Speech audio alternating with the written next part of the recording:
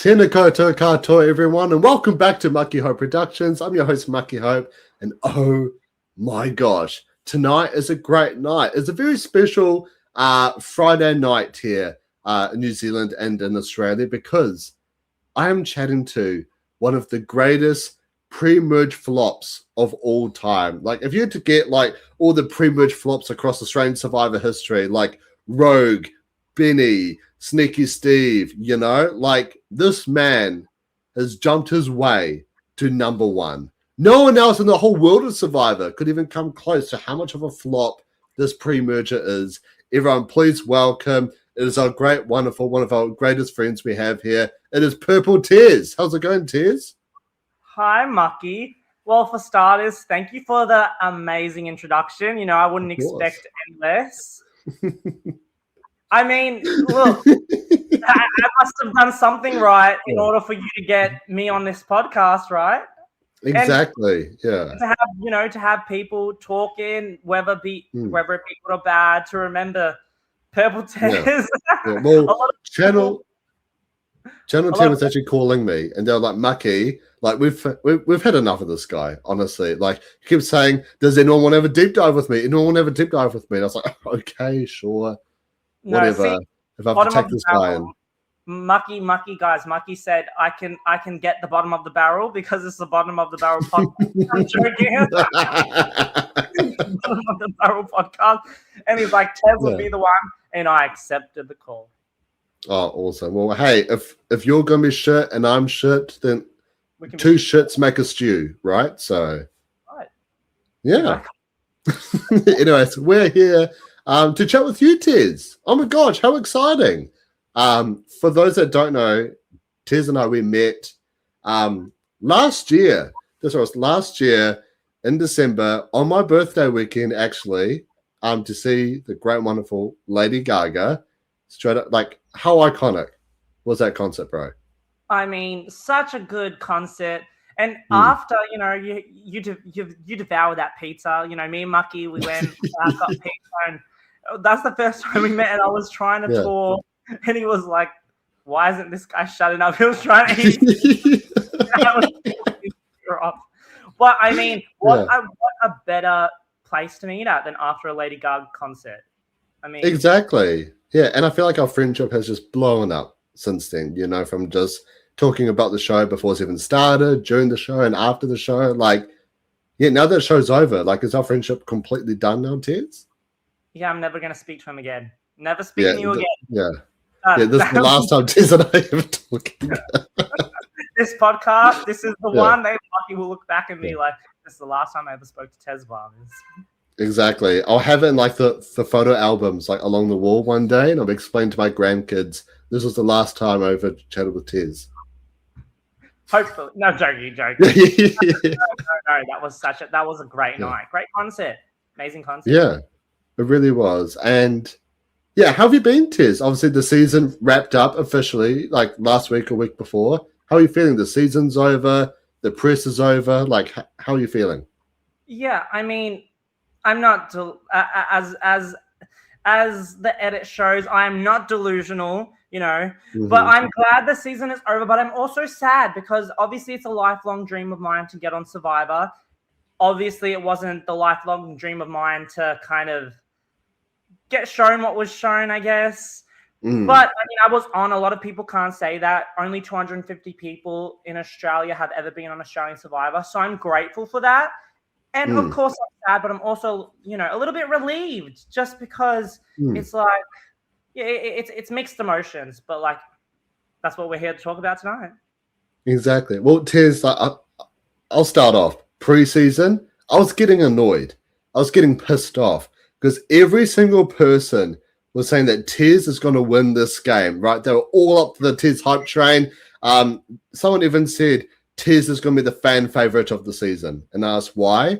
And all they said was, because he's a super fan. I was like, that does not mean he's going to be the fan favorite. And there's so much hype going your way.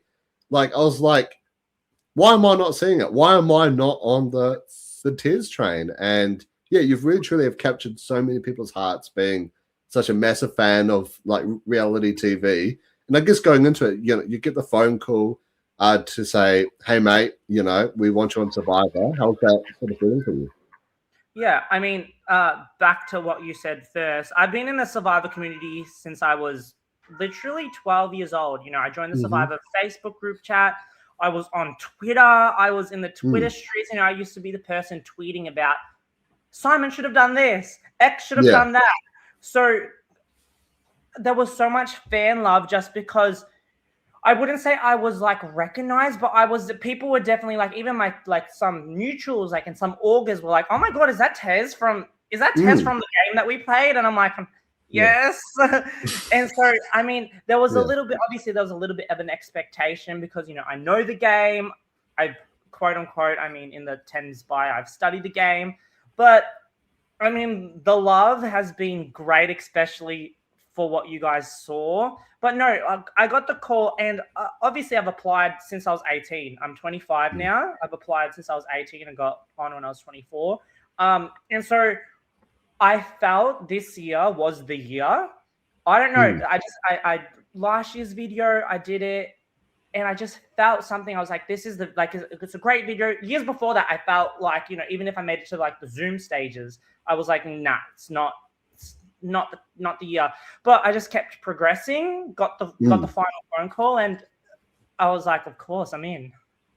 Yeah. What seasons did you make to the Zoom interviews for? Yes. So the Brains vs. Brawn. Two. I'm assuming definitely a Brawn. Yeah, I can see that. Yeah. The most skinniest guy I've ever met is for sure a Brawn. Yeah. Number one, thank you for calling me skinny. Number two, definitely a Brawn. But before that, I never made it past a Zoom round. But yeah, this season, it just kept going and going and going. And then I guess they saw something that was obviously shown on TV. Yeah. Well, like, as you're going through the casting process, because just having a look at the timelines, this is obviously, you know, right before Australia vs. the World is about to air, and there was the massive news dropped that JLP has been sacked, and that David Gannett was probably going to take over. What was your thoughts and feelings on that, like right before you're about to go and play? Yeah, so that was literally maybe a month or two, probably a month before we went on to go film Redemption.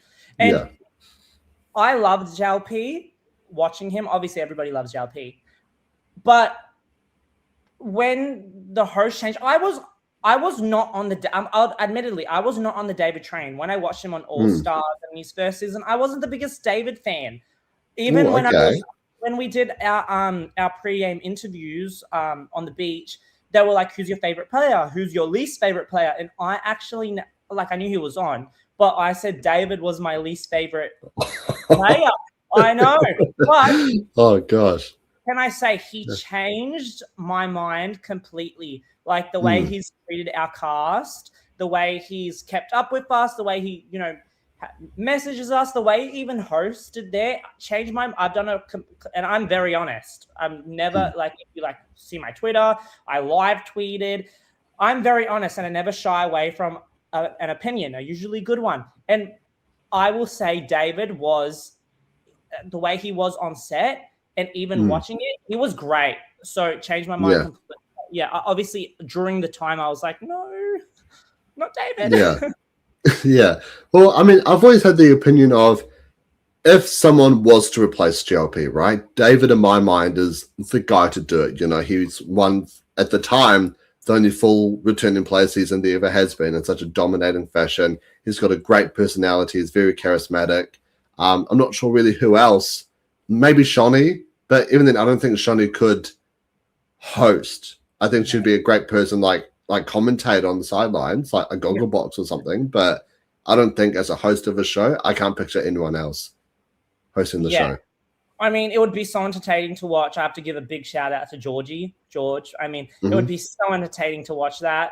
I mean, I just have a soft spot for him. But yeah, as a host, I think David definitely what you saw on his All-Stars season compared to now. People are all like, oh, he's going to make it all about himself. He's going to do the David show. It wasn't that. He let us do our thing, and he also helped in that. Like he wanted us to succeed. He wanted everybody to succeed. He saw 24 winners.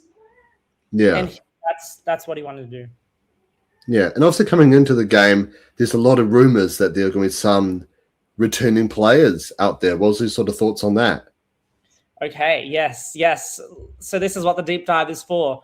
Mm-hmm. Obviously, being in the superfan community, the Facebook, Twitter, having some friends that helped me with the casting process. Mm-hmm. I had heard, so I had actually messaged a couple players that were on the season, not knowing. I was like, hey, as we all do, I was like, hey, I'm going far in the casting process. Like, could I get some advice? One of them was Simon. One of them was Mark. Okay. Yep. Anyway, so all of a sudden Simon starts ghosting me, and I'm like, interesting. Yeah. Mark, we exchanged some stuff before the season. Anyway, maybe 2 weeks before everybody left, and I was confirmed to go on, and I got on. I was told that Brooke, Simon, Dirty Harry were going to be on the season. Oh, okay. Yes. I didn't know Mark until last minute, but I had heard 3 of them were on the season, so I was like, oh god, no. I messaged Simon, and I was told him about my life story, some casting tips, and mind you, Simon was very helpful. He was very helpful. He gave me some realistic and really straight to the point tips. But then when I found out they were on 2 weeks before, and I was like, oh, does he know? Because I wasn't planning to go in to play the superfan antics. I was planning to be like, no, I've hardly watched the show. So in the back of my mind was like, do Mark and Simon remember what I said? Do they remember who I am? But what I also did during that time of finding out they were on 2 weeks beforehand is I profiled each and every one of them. I had this little booklet here. Oh, okay. Yeah. Okay. So I had the amount of days that Harry was on. I had details about their background. I saw on Twitter, because obviously I'm a Twitter stan, and I think you were involved in this. You can correct me if I'm wrong. I saw on Twitter before I left, Simon was hosting a game, Equilibrium.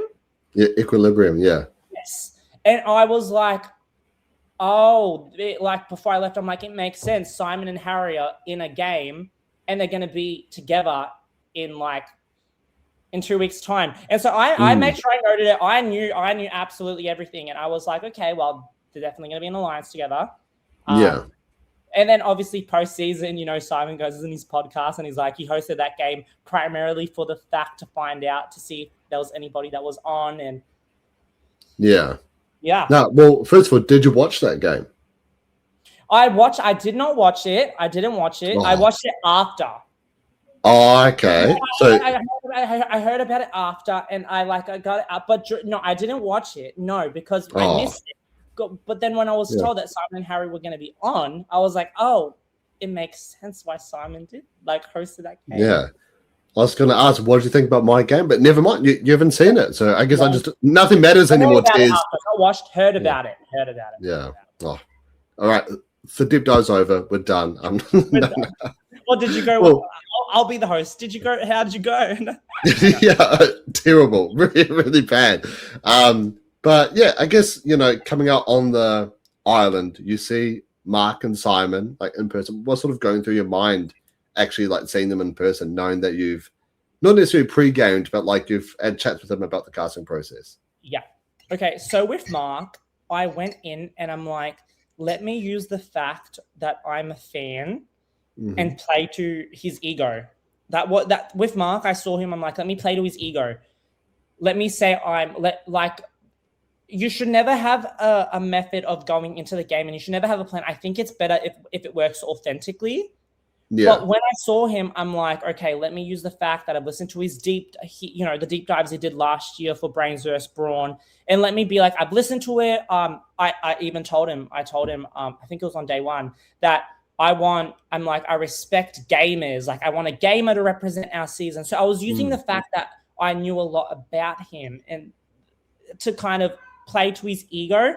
But yeah, in my mind straight away, we'll get to later. I was like, he's got to go, because I'd watched Titans vs Rebels. I saw him play, and then like I heard on the rumor mill some stuff, and I'm like, he has to go. He definitely has to go. Yeah. But let me give him the impression that I am a total loyal soldier. And obviously what you saw without further context on the show was that I was with him. I was with him for like 3 days, on the first 3 days. And then after he flipped on Cat, which we'll get to, I was like, he's got to go. He's got to go. But I gave, I mean, such a long answer, but straight away I was like, okay, I can work with Brooke. I wanted to work with Brooke and Harry. Yeah. Mark, I did not want to work with. I wanted him out, but I was like, no, let me feed the pig. Well, what about Simon? Like, Simon, a returning player that you would have worked with if he was on your tribe, or were you gonna try gun for him? Yes. Okay. See, funny enough, when going in again, I wanted him out. However, like during the game, which you never saw, and I'm not sure if Simon remembers, I did tell him about it once. He's like, you've got to, during one mat exchange, he's like, you've got to make it to merge. I'm not sure if because he's a gay icon or nothing, but he's like, no. I was more so wanting to work with Brooke and Harry. Yeah. And then the other two, not as much. Definitely not as much. What was, like, I guess, like, what about Mark and Simon made you not want to work with them? So I had part of my like preparation. I rewatched Titans vs Rebels, and I was like, absolutely not, absolutely not. He's so good. I spoke about it in my confessionals so much. I'm like, I'm sucking up to Mark so hard. I'm playing the super fan that loves him. I'm like, I will do whatever you want. But he was dangerous. But then just watching him play, and especially after the Cat vote, I mean, there's two factors. Is if you can get along with them, and then there's like watching them play. He was great. Like, hats off to him. He was great. Like, I saw him manipulate Caleb.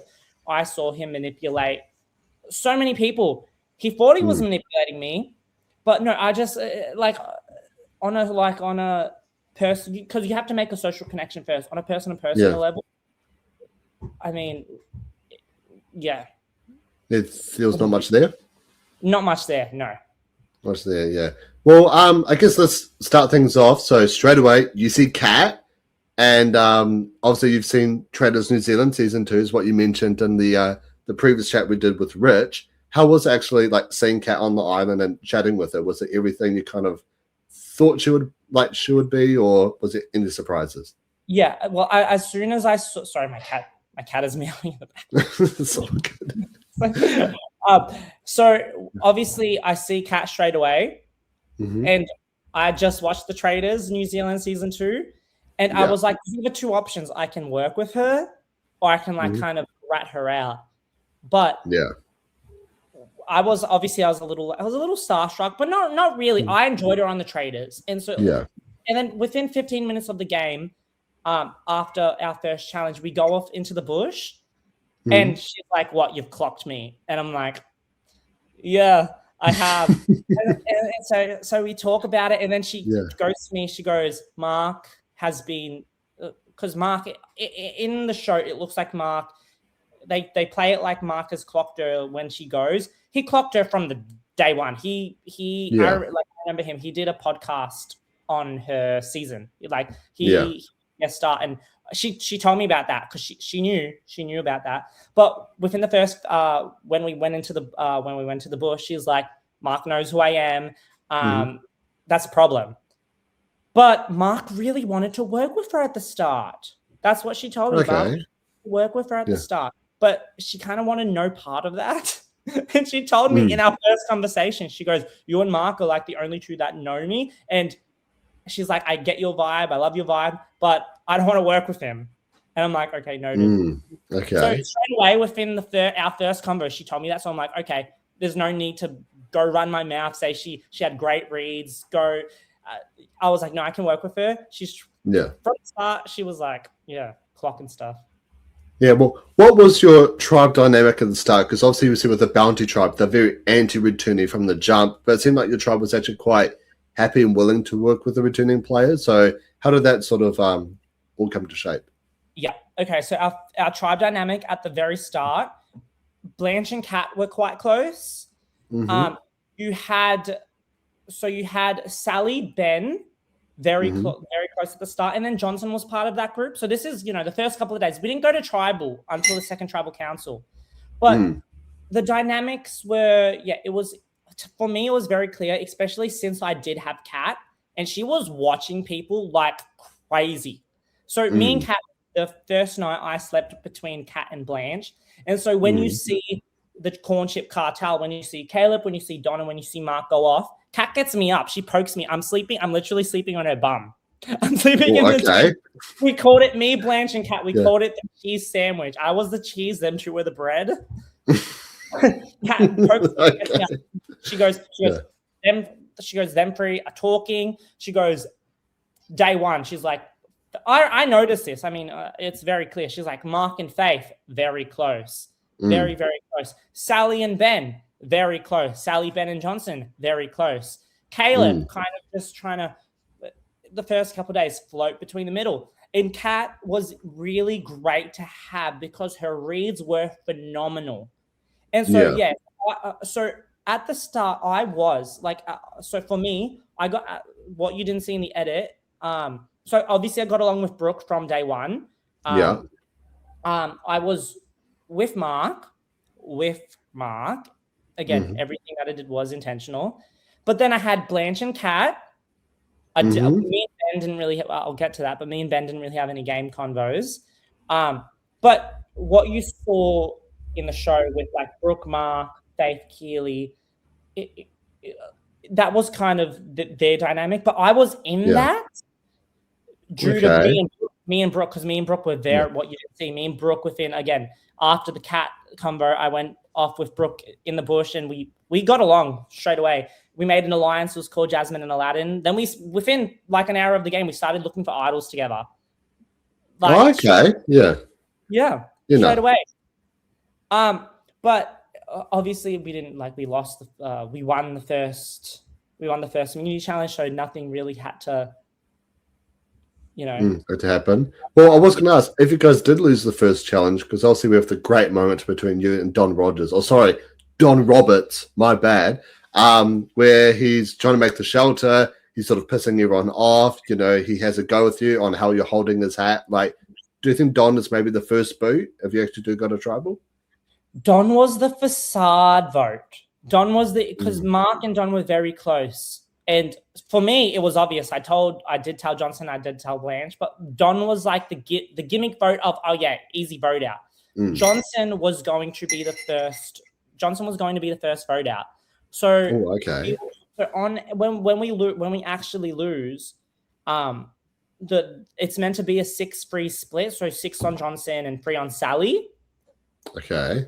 So Don was the easy vote out to the eye, but no, it wouldn't have been Don. No, nah. Okay, well, why was Johnson such a massive target? Was it because he played Big Brother Australia? I haven't seen the season, but it seemed like he was a player that should have won, but went to the end with the wrong person. So why was Johnson such a massive target straight away? Yeah, no, Johnson was a massive target straight away because obviously he's a gamer. There's gamers and there's not gamers. Mark's a gamer, Johnson's a gamer, and to be honest, it was only really, some more people may have watched it. I don't think so. It was only really me and Sally that watched his season of Big Brother. Okay. Yeah, so Johnson was trying to be like, it's a social vote. It's on the public votes. It's not like Survivor. Me and Sally knew because obviously, we know how Big Brother Australia works. But no, it was because Johnson came into the game hot. Straight away within the first day, he was trying to make personal connections. He would talk to everybody. And Mark saw that and was like, it's me. It's me in someone else's body. And so that's a threat to him. So that's why he was the first potential vote because he was doing a lot. He was doing a lot. He was like making connections with everybody. And at that point, I was on board. So I was going to be a split on, I was originally going to vote Sally. And then 6 people on Johnson. So on the split on Sally, I think it was me, me, Caleb, someone else. But then the cat thing happened, but yeah, Johnson just came in firing hard. And I had watched parts of these seasons of Big Brother. I knew who he was, but yeah, he did a lot on day 1 and day 2. Yeah, well, I mean, it's so funny that he does so much on day 1 and day 2, and literally Kat comes out of nowhere. She's just full on exploding. She's going for Faith. Like, I guess walk that through us. Like, why was she like so gung ho about trying to get Faith out? Yeah. Okay. So Kat, as I said, her reads. She saw Mark and Faith all the time together, and she would say to me, she's like, "These two are going to be a problem. These two are going to be a massive problem." They are. Kat didn't sleep. She didn't sleep the first couple of nights. So if she, she saw Mark and Faith go off. She saw them. She was clocking the Mark, Faith, Keely, Brooke, them 4. And so she's like, I'm not going to sit around here and wait to be kind of picked off. And she told me, she's like, I want Faith out. But it was two things. It was one, because of obviously Faith was a threat. But the other thing was she was very hard to get along with. So Mark got along with her, but like she did rub a couple people the wrong way, including myself. Like I just remember one day I stepped on her, like I think it was day 1. I stepped on her toe. She absolutely carked it at me. Oh gosh. Just trying to like go up to her and trying to like communicate with her, trying to game with her. It was very difficult. I remember her saying on one of the nights that she said she goes, it's really hard for me to let people in, and she's like, it's really hard to let people in. Like she needs to get to know them. And I get it. It's Survivor. But the way she went about it was very, I guess, it was like intimidating, but then it also was kind of like, it was kind of like I don't want to give you the time of day. And Kat is a straight shooter, and Kat, like similar to my personality, we're very bubbly, very, she didn't vibe with Faith. And so she's like, okay, for 2 reasons, I want her out, because she's like, she's going to be a good game player. And number 2 is like, she didn't really vibe her. Yeah. And I didn't either, but. Yeah. And obviously we see, with Kat, she's telling you that like people are saying your name. She's telling Brooke that people are saying like her name. Like, what did you think of Kat just like literally throwing out all these bombs everywhere? You have a very close relationship with Kat at this point. Was it plan to get Faith out, or when all these different bombs were happening, was that kind of making you want to go away? Yeah. Okay. So no, Kat told me exactly what she was going to do that scramble.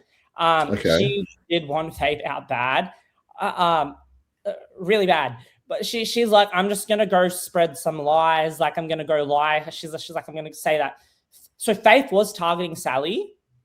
At the very start, because they had a very clash of personalities, but Faith was targeting Sally, and so she's like, I'm gonna go tell some truths with a little bit of lies, with a little bit of truths, and she's like, you can join me, or like you can just like watch. In hindsight, I would have joined her, but when she went in that scramble and she's like trying to get Faith out, I knew what she was doing. She told me, she was very clear on what she was doing.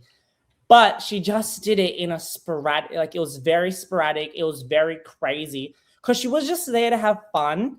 And like she said in her confessional, in her Traders season, she waited too long and she wanted to cut that off straight away.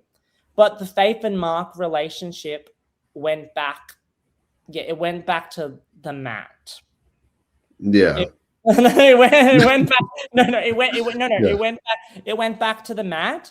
And so the way she did it was really, really bad, but she had the right idea. And I wish I would have joined her in that. I knew what she was doing, but I just didn't, because everything I did was intentional. I came into the game and I'm like, I'd played orgs before. I'd played a lot of Survivor games, and I've gone in every ones I've done, like online, Twitter, Discord, all these ones. I have playing these. I go very far on the strategy that I'm quiet at the start and then I pick myself up. And I'm like, okay, I can't join her because straight away then my little, again, you shouldn't, if you're a Survivor fan listening to this, don't go in with a plan.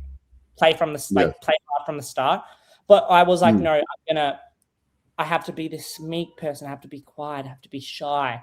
And so Kat was like, okay, I'm gonna do it anyway. And when she told Brooke told Mark, and then but there was discussion about getting her out. Like, I mean, you listen to the exit podcasts of like Keely and stuff. They say this was a massive move for them because Kat was one of the only people to have the balls to really shoot for the target and shoot for that fall. Yeah, 100%. And obviously at Tribal Council, Mark is standing up with Keely. You're trying to join in, but they say no, like you can't.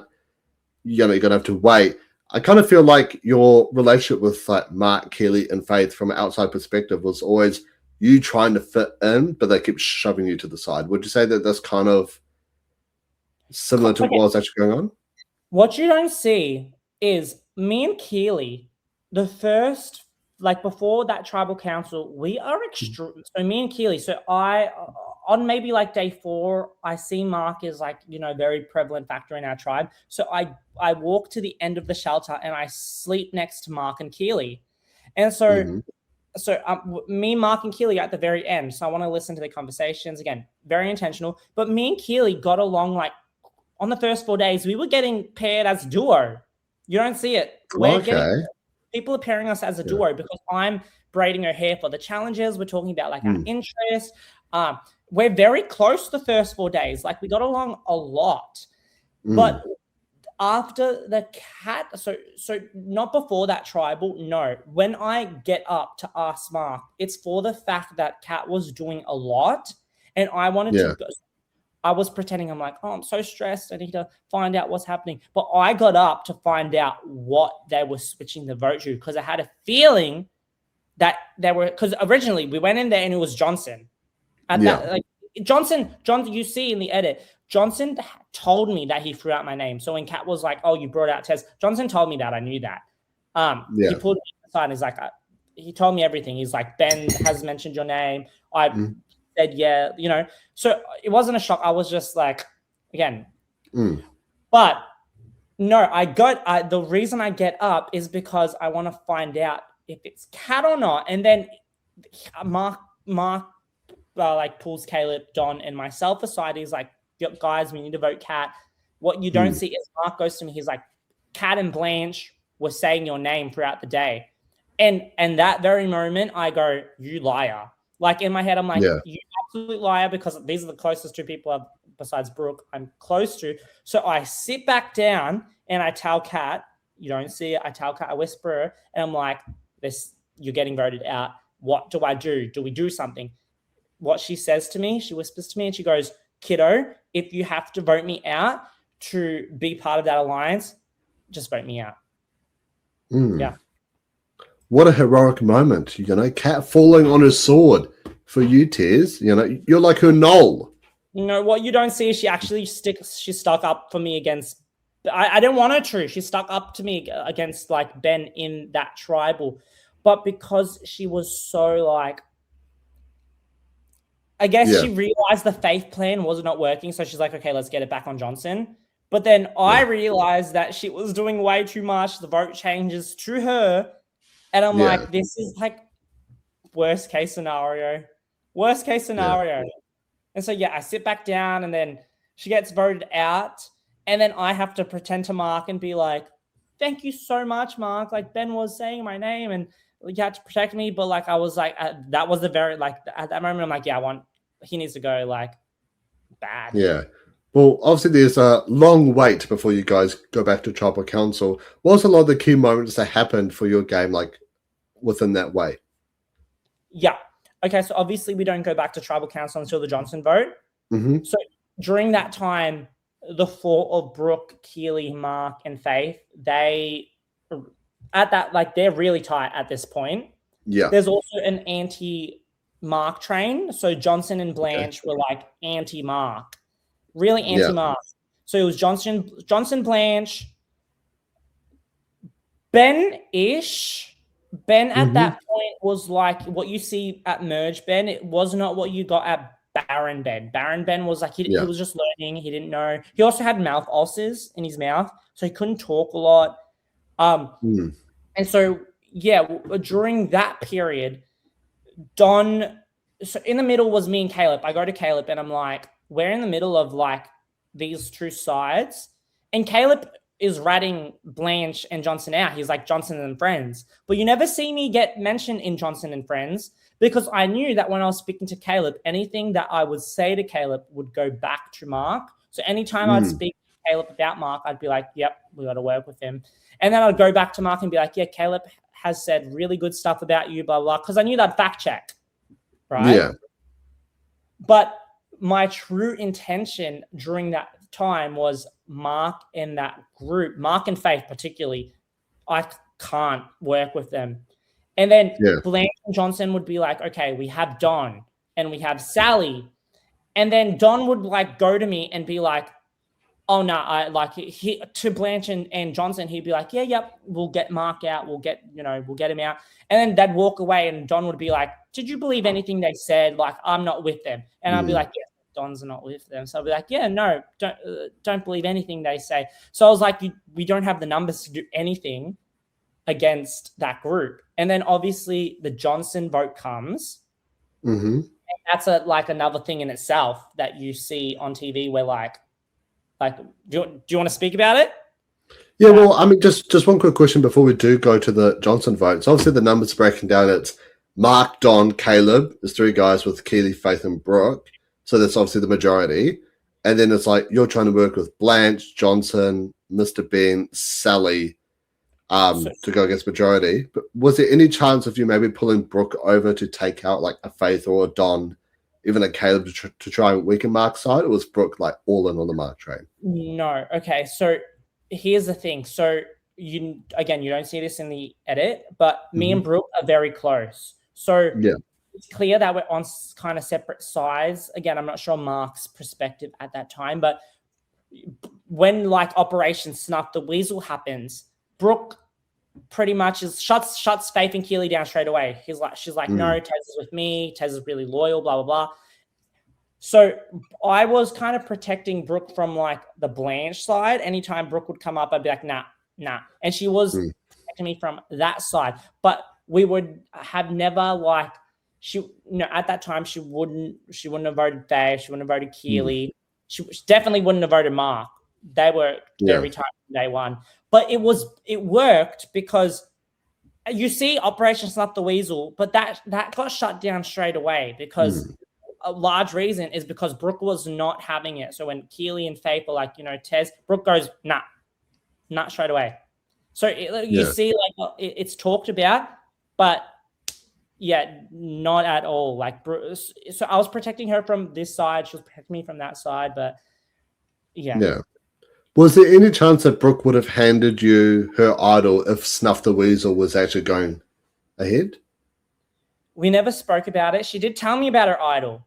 She 100% she told me about her idol. She comes up to me and she goes, I have an idol, XYZ, because Johnson, what you don't see is Johnson saw her and Lyndall swap it. But she tells me that she told Keely and Faith about it, and Keely and Faith were very sketchy on her. Very sketchy on her. Yeah. And it goes to show they were, because obviously she did when they try to vote Caleb when Johnson goes home, Brooke didn't want that. So they were sketchy of her. But no. I mean, if I was an actual target at that time, I do think she 100%. Mark was a number one. I was probably a number two. Go watch her exit interview. She even says it. I was like very loyal to her. She was very loyal to me. But I mean, I never needed her idol. She didn't need. It expired, so she played it at the Johnson vote out because it expired. So. Yeah, and I guess walk us through the Johnson vote, because obviously you've got Operation Stuff the Weasel. Caleb's name is getting mentioned. Don's name is getting mentioned as well. I'm pretty sure by this point Don's told everyone he's Matt Rogers' brother as well. Did that affect your view on Don at all? Not at all. So what you saw when Don was telling us that he said he one day he's like, Don Rogers, and then Sally's like, what? but no, what you saw was like pretty much how he reacted.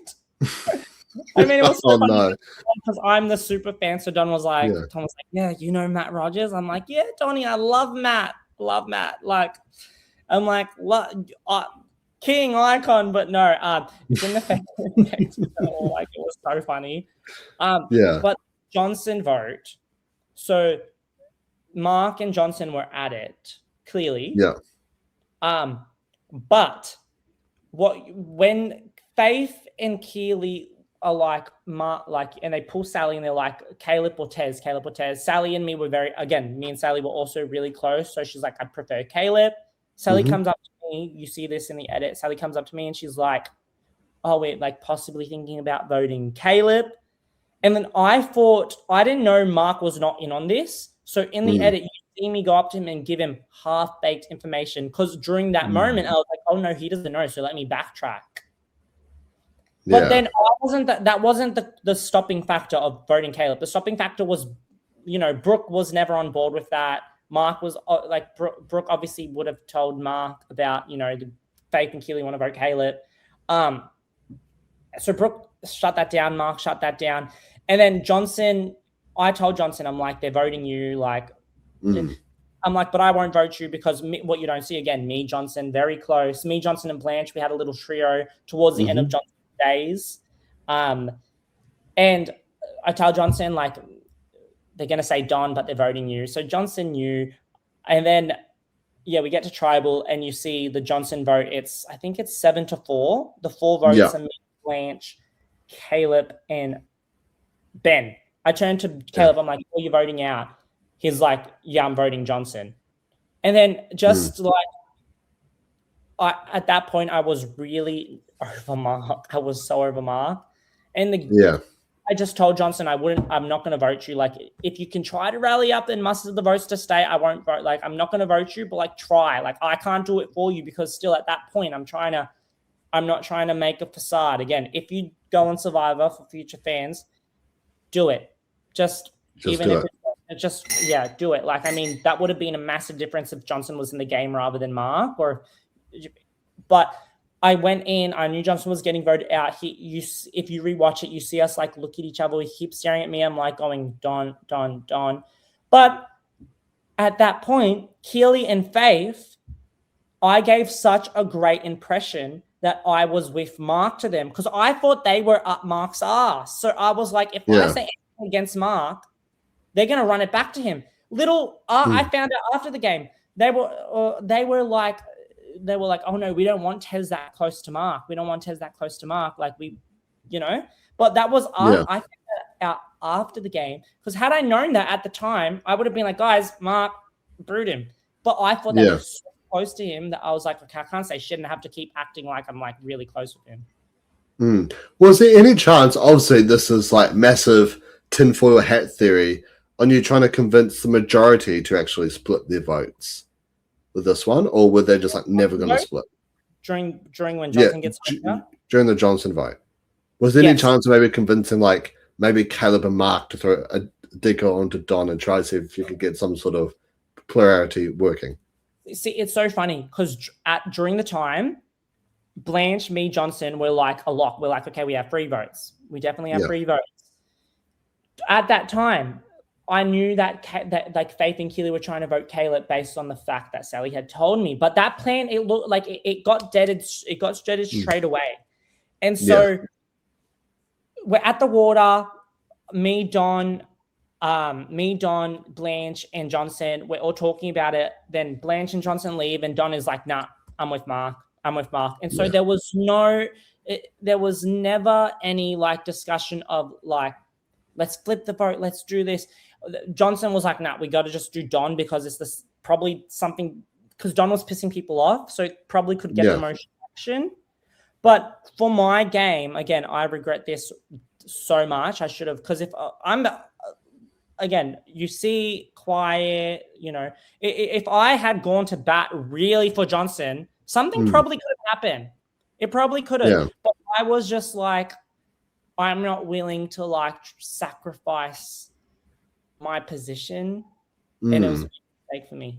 something that I've always, personally stood by is not necessarily making a move, but making a side, if that makes sense, right? Obviously, you've talked about not wanting to expose your position, but was there any chats with Johnson that's just like, you know what, just vote for Mark?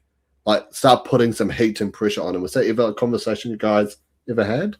Yep, all the time. Me and Johnson, because his partner is Greek, so me and Johnson were in the shelter at nighttime, counting in Greek who would side with him to try to get Mark out. So I was like, Ena, Vio, Tria, Johnson, Blanche, me, definite locks. Yeah. Blanche was like, I can get Caleb and Sally. And then with my conversations that I had with Caleb and Sally, I was like, I don't think you can, Blanchy.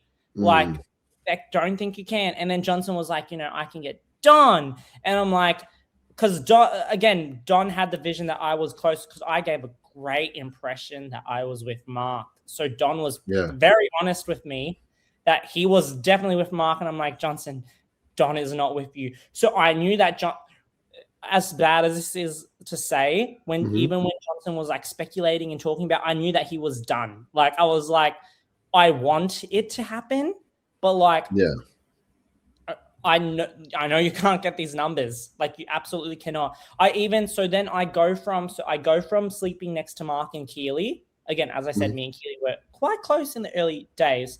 And then I switch my shelter position. I go on the other side, so next to Caleb, next to Blanche, next to Johnson. And that was obviously, it was a personality thing, just because I got along with them a lot better, just because they kind of got my sense of humor. But also I could be me with them. So me and Johnson, Blanche would strategize a lot. Me and Johnson, I started to really open up to him. Johnson realized, because at the start, Johnson was with Ben and he was with Sally, but he realized that Ben was not going to bat for him. And so he started investing time into me and Blanche, and I could tell that. I mean, it was very obvious. And so I was like, no, if you can get the votes, I'm all in. I will get Mark the hell out of here. I want him out. Like, I started being less cryptic with him, because with Johnson and with Blanche, I was very cryptic, because I was like, if I tell Johnson, if he's the target, if I tell Johnson, oh yeah, Mark, I want Mark out, he could possibly try to save himself and be like, oh, Tez has said this.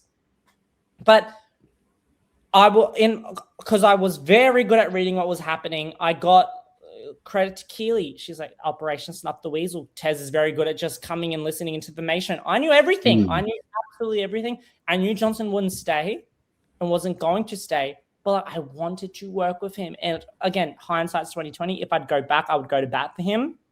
But at that time, it wasn't my game. That wasn't my gameplay. My gameplay was to pretend that I was like dumb as hell. And very, didn't see any dynamics. Was just a Florida. I was trying to give an impression of a Florida. And so if I really went guns blazing, I talked about this in my confessionals, but yeah. I guess some other stuff that did happen. Obviously, Harry goes during your time of waiting to go to the Johnson tribal. What did Caleb tell you guys when he came out from the tribal on what had happened? Was it exactly like what happened on the show, or was there a few other things he kept to himself? Yeah. Okay. So Caleb did want returnees gone, which is so funny. And so before he goes to the Harry tribal, he goes to Brooke. He's like, I want dirty Harry out. Like, he does these Caleb shenanigans. And Brooke is trying to be like, no, Caleb, think about what you want to do. Think about like, is it really the best move for you? And I'm like, Caleb, do what's good for you. Because at that point, I'm like, if these returnees get together, they're all going to team up. So I'm like, Caleb, do what's good for you. I think, the returnees are very dangerous, and Harry's such a good player. He's played 80 days in this game before. Like, and so no, Caleb he knew what he wanted to do. What was shown was pretty accurate. He goes to that tribe swap. He does his little antics. He comes back. He wakes up, and we're all like, oh my God. And Caleb's like, Harry's out. And in my head, I was like, okay, I'm going to use this with Mark down the track to be like, he's after your returnees. Like, he's after you guys. So I use that down the track. Like, you don't see it, but I use that down the track. But yeah, in my head, I'm like, this is great because he's putting a bullseye on him. And me and Caleb, I had spoken to Caleb and I'm like, Caleb, we're both playing like a double agent. We're playing the same game. We need to work together. And he's like, yep, Tez, we need to work together. We had some really great convos like on Baron. We had like hours of convos just on random stuff. But I was clocking what Caleb was doing, intentional or not, from the start. And I told him, I'm like, we're playing the same game. You're like trying to work with Mark, but I can see you like talking shit about him. And but yeah, he came back and then it kind of raised some red flags and faith in Keely. But yeah, what was shown was pretty accurate. And how are you feeling losing Harry here? Obviously, he's someone who you really wanted to play with. Like, did that affect you in any kind of way, you reckon? The fan in me was like, oh shit. Like, oh no, like I don't, but the gamer in me was like, no, this is quite good because I mean, again, like advice for future, fans, applicants, if you go on and if it's like a returning fan season, you need to get them out first. Like they're just so good at the game. So I was happy that he was out. I was like, okay, first one's down, free to go. But a part of me that was like, oh, I never got to meet him. But no, I was pretty happy. Yeah.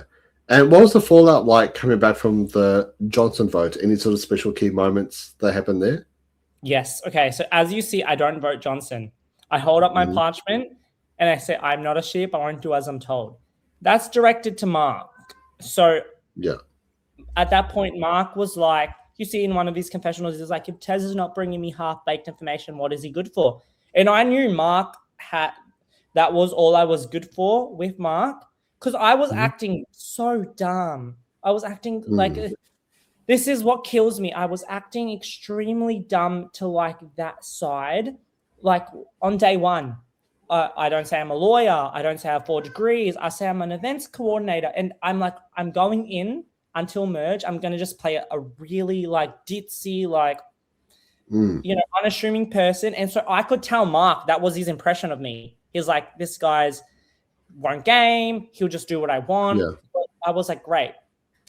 I'm going to like, if that's the impression I'm giving you, which I was intentionally doing that, let me keep playing up to it. So we come back from the Johnson vote and Mark goes, we're in a circle and Mark goes, 4 votes, like who didn't vote? Because I was meant to vote Johnson. Mark was like, the vote is Johnson. But as I said, I didn't want to vote Johnson. Like I was like, at that point, I was like, F Mark. But so I go to Mark, I didn't vote. So I had to tell him because he knew, like, Mark's a smart guy.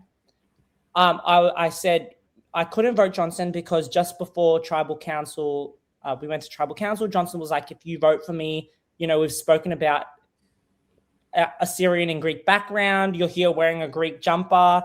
I'm a Syrian. Like, and me and Johnson got along like what you don't see. You don't see like 3-4 days of us just getting along like crazy. And so I was like, Mark, if I voted Johnson out, like a Syrian heritage, I look like a hypocrite because like that's what we've bonded on. So like he would like, that would be like, I would disappoint my mom, and he understood it. It was true. That was one of the reasons I didn't vote Johnson out. But so yeah, the aftermath was at that point, I think Mark was like, oh yeah, he's not with me. Yeah. Well, obviously you are a massive Natalie Anderson fan. Is there any part of you that was like, let me just keep lying about my vote? Every time. I mean, you see Tribe Swap, I lie about being I go, David, I'm confused. But yeah. I mean, it comes into fruition later on, but yes, 100%. Yeah. Was there any thought of doing that with the Johnson vote though? Like lying about your vote for Don and trying to spark some paranoia that maybe Caleb's gone against him, or yes, I mean, Sally even.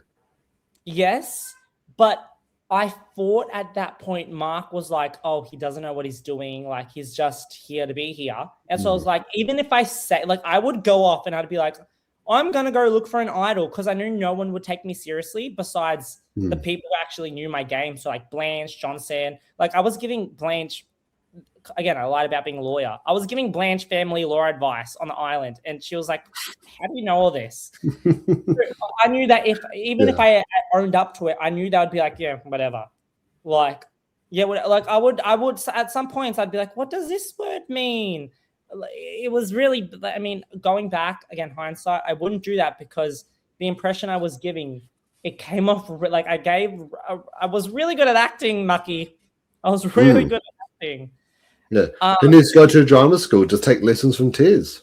Take lessons from Tez, exactly. Mm-hmm. Exactly. I wasn't talking this much. Like I was. That's why you kind of don't see me in the edit. I was very quiet on purpose, just because in previous games and Survivor games online, Discord, Skype, everything, orgs that I played, this strategy, it worked perfection. So I was like, okay, I can do this. But no, not in real life Survivor. You just have to be yourself. Yeah. Well, that's so funny because I've played a lot of like Instagram Survivor games, you know, when I was like growing up and whatnot. And what I actually found is that often people are just looking for someone to say, hey, this is the plan, this is the vote. And I found that always that merge, that's when everyone's like more active and whatnot. But I actually found with me personally, even though in what the mini games that I played growing up, I've only ever won twice. I actually found that I always made it the furthest when I played hard and aggressive at the start and got my group, and then our group went far, if that makes sense. Yeah. No, that's true. I don't think you'd ever win with playing hard and aggressive from the start, just because you will be a target, example, a mark. Yeah. But it does make for one, you will get like, again, for future Survivor fans, you will get not only screen time, you will be the storyline, and you will get, your game will be presented in the way that it's actually shown. Yeah. Whereas if you do like something like I was kind of doing, I wasn't the one controlling the moves. Did I know what was happening? Yes. Did I have a lot of good social connections? Yes. Was I playing the middle? 100%.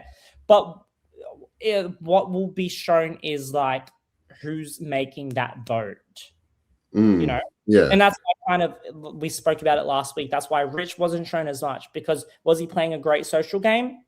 100%. Did he ever make control of vote, or was like the head of the vote? No. Yeah. And obviously Instagram Survivor is completely different to the actual show, because you can just vote anyone out in Instagram Survivor and never have to chat with them again. But yeah, you can't do that here, you know, and there's actually 36 hours, 48 hours often between rounds, whereas Instagram is like an hour max. Yeah, exactly. Yeah. A lot 20 minutes, 20 minutes, yeah. Yeah. And obviously the tribe swap occurs now as well, right? And so pretty shit swap for you, right? It's literally the worst combinations you ever could have gotten. So you've got the Cornship Cartel, you've got head office, you have the 3 wise women as well, and there's you, as well as Linda and Rich. What was going through your head when you drew the buff? You're seeing all the other people drawing the bounty buff. What was going through your head seeing your new tribe being assembled? Okay, so obviously being a super fan, I knew exactly when tribe swap would happen. That challenge that we go into the mud pit and we do like the ball challenge. What you don't see, side note, is I was put against Asha. That's the Asha kind of facade. I get put against Asha, where like, you know, we have to like run into the tunnel, get the ball, shoot the net ball into the hoop. And I tell Asha, I'm like, I'm miserable. I told Asha, I was like, I'm miserable on this tribe. I have Blanche. And I was like, I have Blanche and kind of Brooke, but I was like, Mark, Keely, and Faith, I'm miserable on this tribe. So anyway, we go. I knew tribe swap was going to happen. I'm like, thank God, because me and Blanche were talking about how we are going to flip on our Baron group. We're like, we are not sticking with them. A side of me was like, okay, I had Brooke, and if we get swapped, we'll do the same thing. I'll protect her. She'll protect me. I won't try to come at her, and she won't at me. But everybody else, it's hands up, like, you know. So tribe happens. I go get my buff, and at that point, I think Keely, Faith, and Keely, Faith had drawn their buffs, and so I draw my buff, and I'm like, please, please, please, please get green, please get green. I get put on bounty. Right away, I was like, that was literally my reaction, but I was like, I have to be happy. I'm like, yes. And then I slowly see Sally, which I'm like, okay, yep, we've worked together. I'm sleeping next to Sally. You know, we're talking about how these people are like, you know, how Mark, Keely, Faith are more so Mark draining the energy out of us, you know? And so I'm like, in what way? Like, was it like the things he was doing socially? Was he trying to pull out a Boston Rob and be so like dominating, like strategically, so no one else could ever say? Like, what was it about Mark that drained the life out of the camps? I mean, from day one, I mean, Mark, he's a returnee. He came in with he came in with how he wanted to play.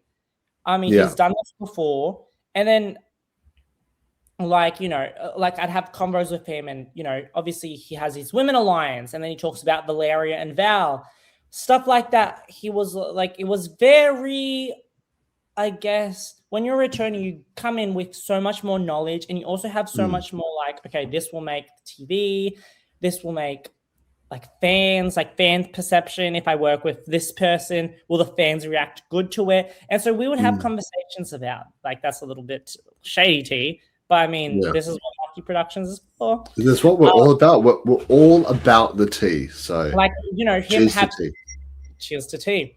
Him having a women's alliance. I mean, that obviously the Twitter fans, they eat that shit up. I mean, we're not stupid. I've been on there since I'm 12 years old. Mark would talk about that. Like, we're not dumb. But there'd be like stuff like that. And then obviously after the cat vote, he just fully leaned into being the villain. I mean, did I think coming into the season, he had people in his ear and some people that would be like, oh, like play the villain. Maybe, maybe not. But then after the cat vote, he's like, yep, okay, I'm the villain of the season. Let's play into that. Yeah. And so that's where it became draining. It became draining because it was like, okay, he has to control it. He has to make TV. Like, I mean, it's a TV show at the end of the day. I mean, and I get it. Well, I mean, if I ever went back again, first and foremost, it is a TV show. Secondly, it's Survivor. And so my game plan would be like, okay, if the cameras aren't there, people would be like, you know, he's not playing because the cameras aren't there. So it's just Tez. But realistically, I was like gaming behind the cameras because people would be like, okay, he's not gaming because it won't be caught on camera. And that was another strategy of mine, because that assumption is, oh, he's not gaming, it's not caught on camera. But I was gaming so hard off the camera based on the fact that people would be like, yeah, but yeah, I mean, Mark, he like, again, TV show, he just like, and then when he controlled the votes and stuff, you know, he used the intimidation factor to be like, yeah, I'm Mark Warnock. And again, this is no diss to him. Hats off. I mean, the game for such a presence that I could see, everybody could see. It's like, hats off. Like, you should have gone earlier, and he did what he did. Yeah. What was one thing he did around the camp specifically that really, you know, played into the I'm Mark Warnock and I'm like controlling the game? What was one thing he was doing around camp that really, I guess, solidified that power? Because as we're talking about with the Bounty Tribe, like Harry's playing hard, they gun for him super early, he gets cut, right? And I feel like from what you've said, from what I've heard from other people, that a lot of people were very sus on Mark. They were very keen on getting Mark out. So how did that plan never come to fruition, pretty much? Like, what was Mark doing that really held his power in the tribe? Yeah, I think it was just the intimidation factor. I mean, he would have a bunch of spies. Caleb would be his spy. Don would be his spy. So when you have a bunch of spies that will run information back to you, he gave the impression that if you throw out my name, I will find out about it. And so that's why again, it's a game. And so great game. But it would just be like, people would be scared to be like, oh, Mark, because they were like, he's going to find it out. And so even when Blanche was like throwing Mark's name out hard. And so me and Blanche would talk and would be like, okay, he knows, but we need to like, he can't. Yeah. I'd go to Mark and be like, Blanche is throwing out your name, but she would know. And we'd be like, but she's not, no one's picking up on it. So the Mark train is over. And then I'd go back to Blanche and like, and it was just like, he had his group of like per se minions. He thought I was a minion, I guess. That if you said his name, it'd come back to him. And then he just kind of like drained the life out of everybody by that.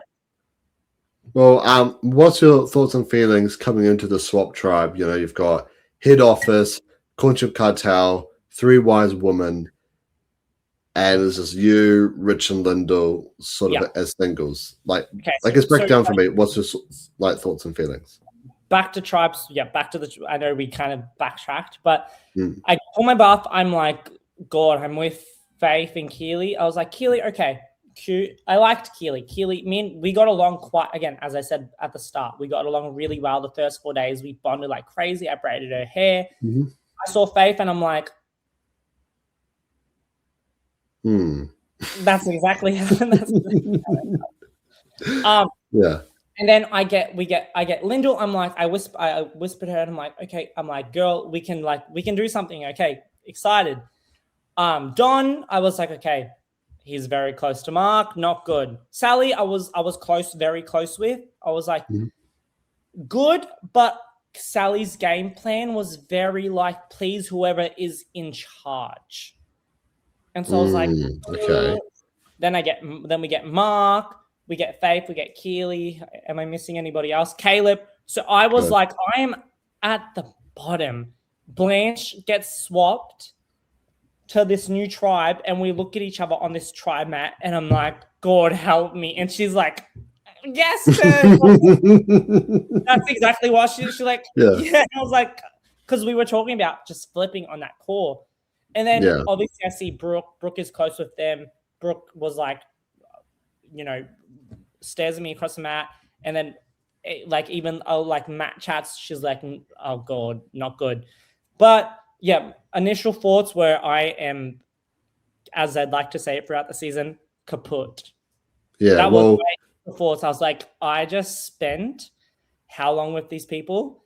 And then me and Blanche are talking about flipping. I get Arsha in a 1v1, and I'm telling her about how I'm on the bottom, I'm miserable. And then I get put back with every same person except for 2 people, Lyndall and Rich. Yeah. Well, I mean, is there any chance maybe you whispered to Brooke, like, hey, you want to swap tribes? Surely. Survivor first, right? I wish. I mean, we both wish. She was close to, Mark, Faith, Keely, and I was like, meet Blanche. I mean, that was you see Blanche go into Arsha and Lottie with open arms. She tells him everything what you don't see.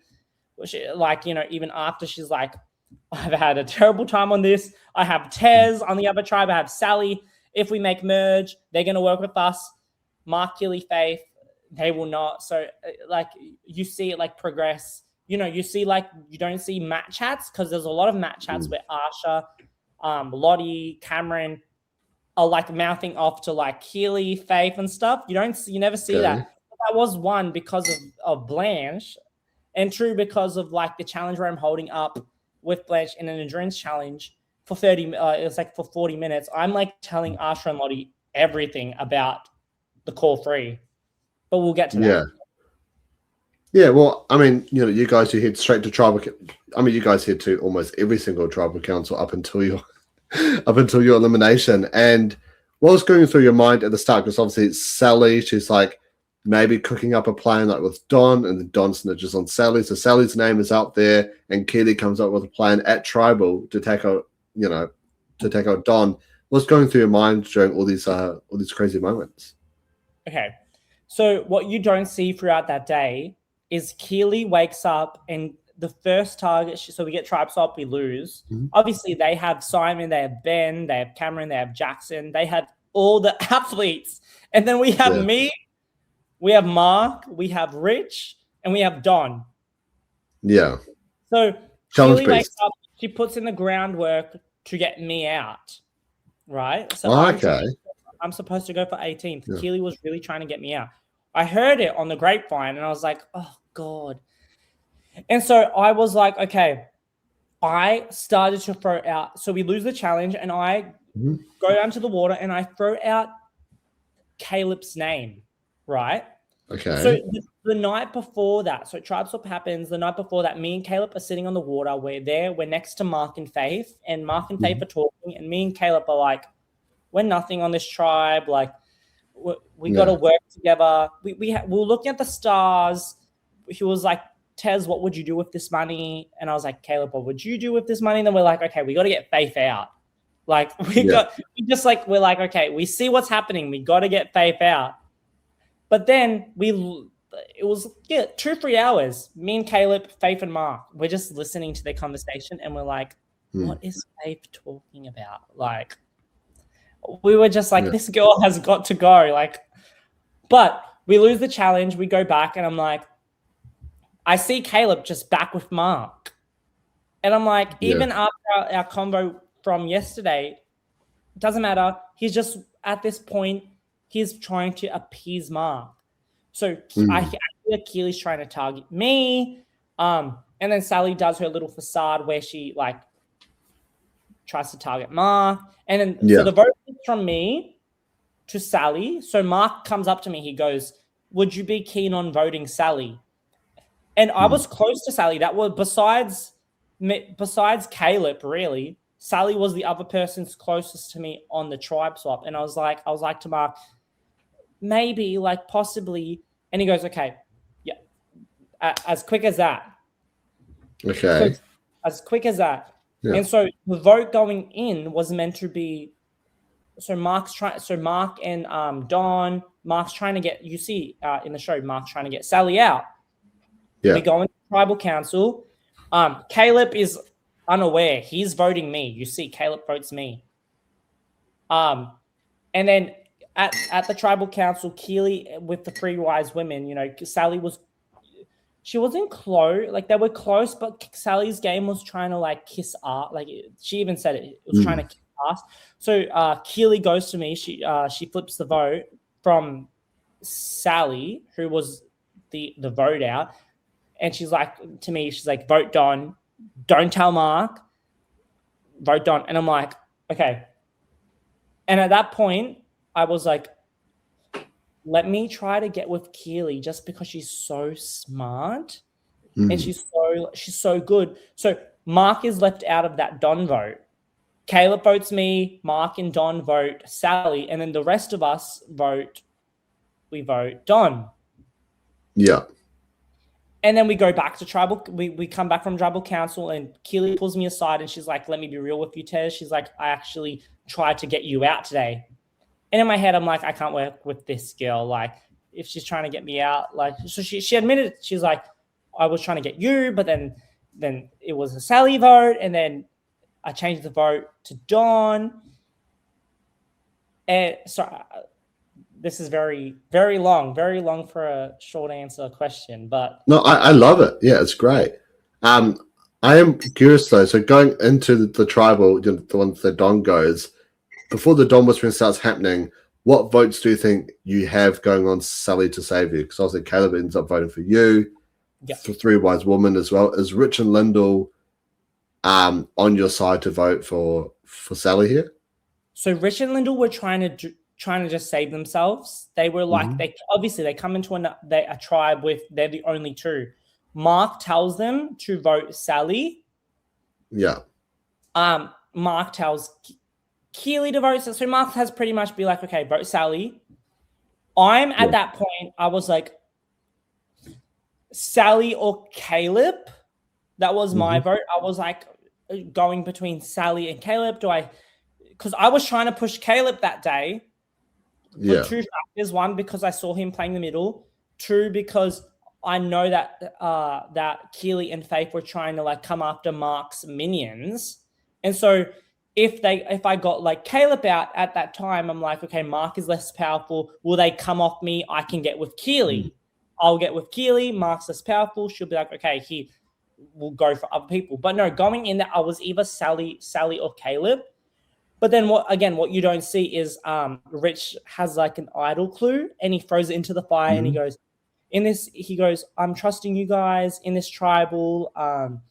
He goes, in this tribal council, 2 people can walk away from this tribe, but I'm choosing to trust you guys. me and Caleb have a little bit of a fight. So Keely uses that opportunity to whisper to Faith, to whisper to Sally, to whisper to Rich and Lyndall, who are at that point, I guess, like, you know, that I'd say not desperate, but they're on the bottom, and they're going to do anything to survive. So Keely changes the vote to Don, who is a Mark loyalist. Yeah. Yeah. So after Don goes, what's the fallout like with Mark? Because obviously Mark's been in so much, you know, power, as you said, you know, earlier, like he was, you know, really taking the joy out of the game, it seems like at the start. So what was it like now seeing Mark in a more powerless position? So the thing is that Keely and Mark, you would be like, oh, it's such a, like, is this a trust breaking issue? But no, they made up straight away. Like, we go back to tribal council. Keely explains to me that she tried to get me out. And she's like, she changes, then she explains that, like, you know, Sally was the vote, and then she changed the vote to Dawn. But then they all go down to the beach, and they make up straight away. And while they make up, me, Caleb, and Sally are in the shelter, and we're like, these people, they're controlling it. We have no say. We're like, we have no say. And so Caleb was very frustrated because he was left out completely. He voted me. They told him to vote me. And so he was the only person besides Mark entirely left out of that vote, because he votes me, Mark votes Sally, then we all vote Don. But Keely and Mark, and they make up straight away. So I'm here like in the shelter with Sally. We're like, guys, we're on the bottom. Like we're not with them. They're just controlling the vote. But Caleb and Sally and me were playing a very similar game where, like, we didn't want to try to take control of the vote. And so we're all not per se me. You see me kind of go rogue, but Sally and Caleb, they're trying to be a number 4 to head office. Everybody's trying to be a number 4, 5 to head office. And at that point, I was like, would it be a good game move to be number 4 to head office? 100%. Did I do it? No. Yeah. I mean, I guess it's so hard, right? Because not calling you guys like passive players, but like you guys are waiting for a leader to swoop you up. And even like with Rich, it doesn't seem like Rich is the leader kind of type to be like, we are doing this. Lyndall has never been in that sort of position in the game either. So it really is 5 passive players. You know, Kelly becomes a leader of her own, but later on in the game, Mark's a leader. I think Faith, I don't think from what you've told me that she would have, you know, been like a good leader, but it seems like the 3 strong personalities that all could have been like a leader of an alliance were all together. No. That's completely right. So you see, but it's like it plays in my face, because if you see out of the me, Sally, and Caleb, who makes the final 4? It's Sally and Caleb. But who's the first one to really kind of go rogue? It's me, right? True, so I should have probably bought my time and be less obvious about it, but I wasn't, whereas Caleb was still with Mark. Sally was still with the 3 wise women. But the 3 wise women, it was a thing, but even Sally would tell me, like, her and Faith did not get along. So it was Keely was the one really keeping the 3 wise women together. And then even me, Keely, and Sally, I think the day after, we make an alliance. It's called the Swingers. We're on the hammock one day and we're talking about it. And I'm like, in my head, I'm like, Keely, after last night, Keely's a massive player. I'm like, I don't need to suck up to Mark. I need to suck up to Keely. So me, Sally, and Keely were sitting in a hammock. And then we make an alliance called the Swingers. And was it real?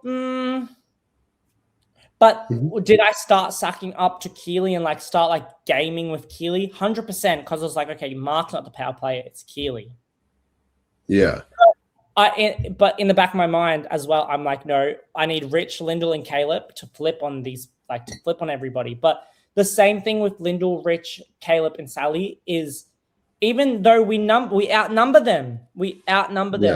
Caleb, Mark, Keely, and Faith were like still intertwined with all of everybody. but we outnumber them. So that just goes to show how terrible of a player you are. No, I'm kidding. I'm kidding. I get it. But like, I was the first person to really try to push back. Yeah, you see, and I know, like, people can laugh all they want, but I'm like, I'm not a follower. I won't do as I'm told. Yeah. Because I really wanted the Lyndall, Rich, Caleb, Sally to be like, okay, let's get them free out. I had this conversation with Rich and Lyndall about potentially taking out Faith. Walk me through what was the procedures from having that conversation to then, obviously, what we saw in the edit, you running off and chatting with Faith, revealing that plan. Yeah, multiple things. So my plan during that tribal was genuinely to try to get Faith out. Mm-hmm. However, I try to get close with Rich. So as soon as we tribe swap, I sleep next to Rich in the shelter. And I try to build a connection with Lyndall. However, I see Mark scoops Lyndall and Rich up straight away. Even pre-Baron, Mark was saying, I want to work with Rich. I want to have like a head-to-head with the Blazer guy. And so it felt like a standoff with me, Rich, Lyndall. I'm like, you guys throw out a name, I throw out a name. Me and Rich were getting close. However, Rich was just like me, trying to stay alive.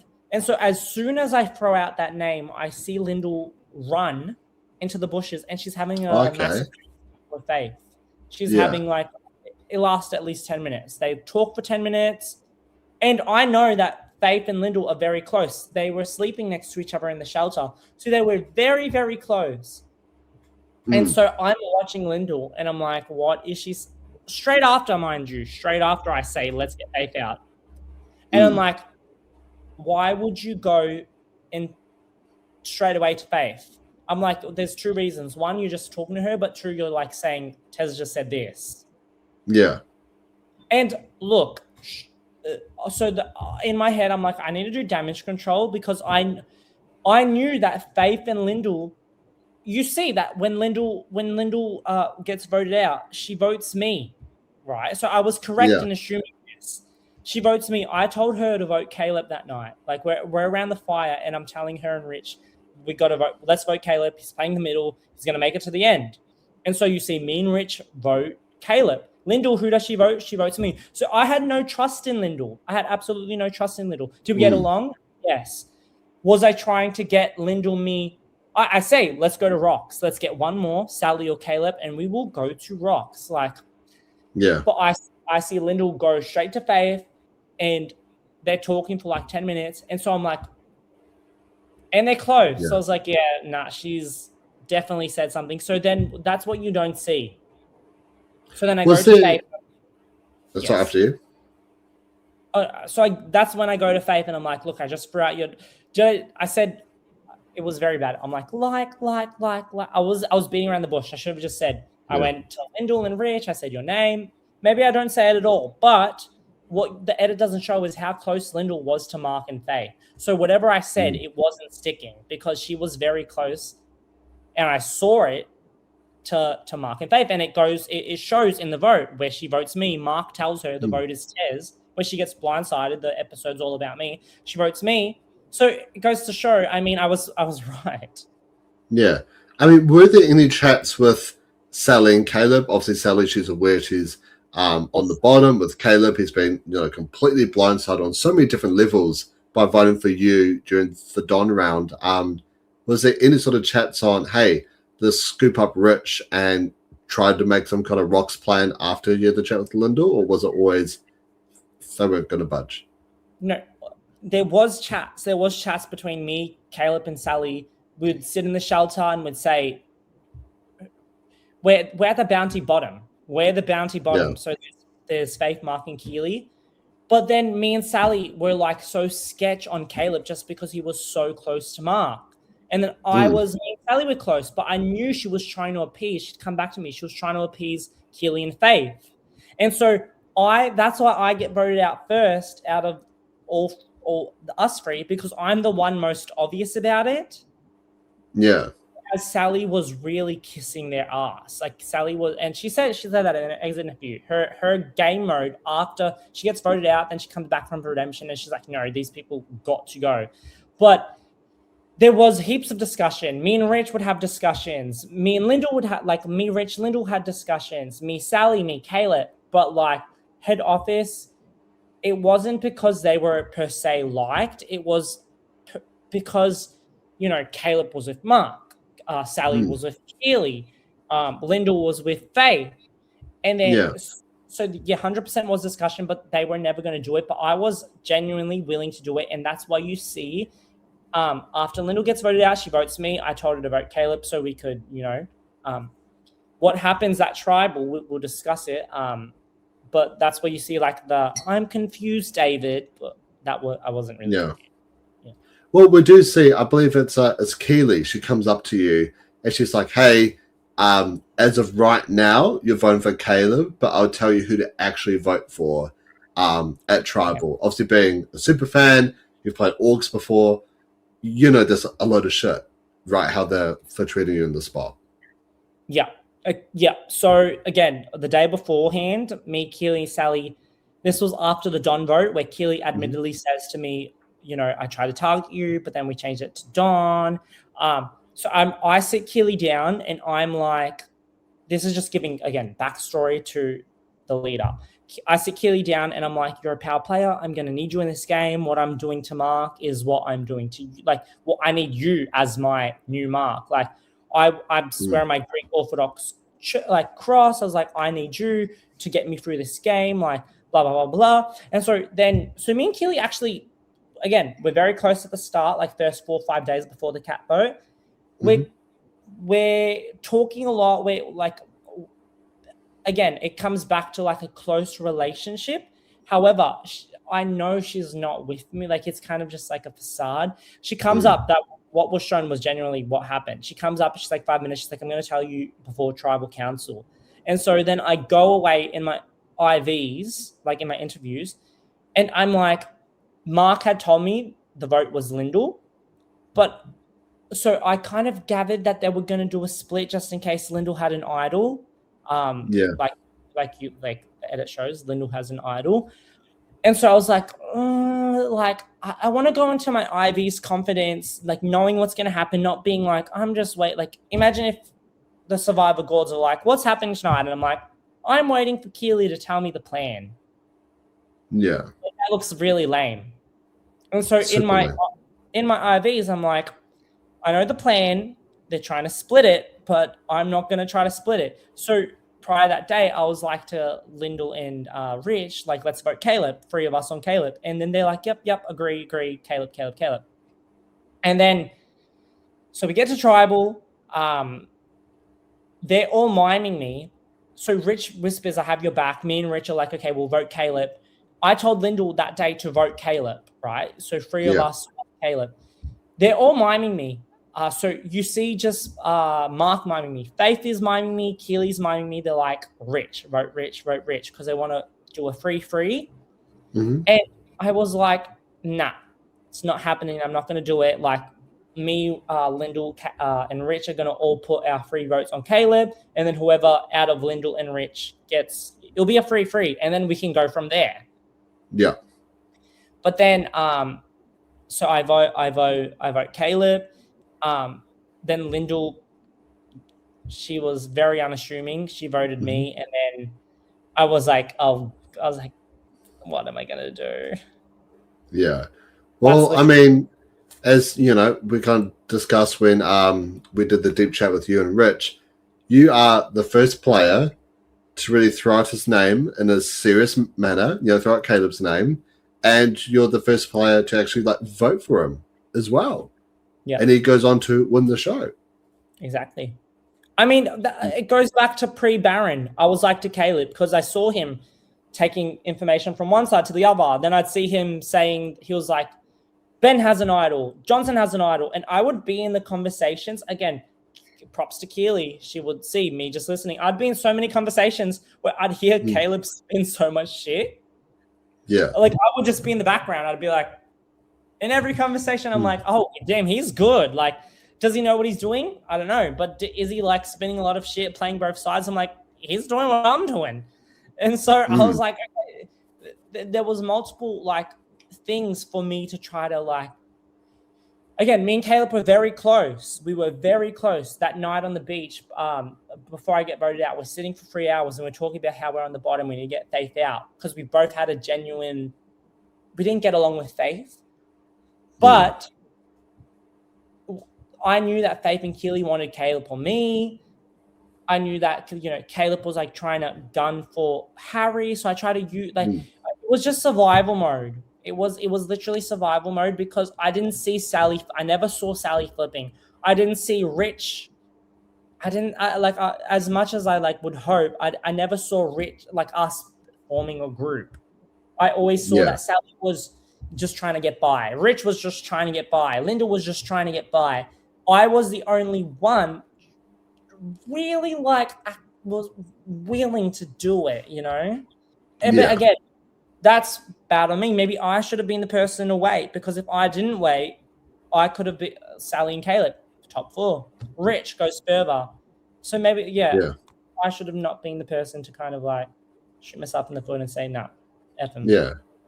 Well, I mean, here's the thing, right? It's like, obviously loved Sally's game, but she gets purpled pretty much all throughout the post-merge playing her game, right? Same thing with Caleb. Like, I think we only saw Caleb because he won. Yes. If that makes sense, right? Like we see him like here and there doing these things, but I think that's because they need to consistently show Caleb for it all to make sense why he wins at the end of the day. But like with me as a viewer, as a podcaster, and hopefully one day I would love to play, I've always got so much respect for people who's at least willing to try. Because if you don't try, you don't know. And so I really do value actually like trying to make something happen, but just like that, it fell on deaf ears. Fell on deaf ears, yeah. No, I mean, Caleb, great game. Like, I mean, he was doing what I tried to do. Like, Caleb, his game is exactly what I tried to do, and he did it a lot better. He did a lot better.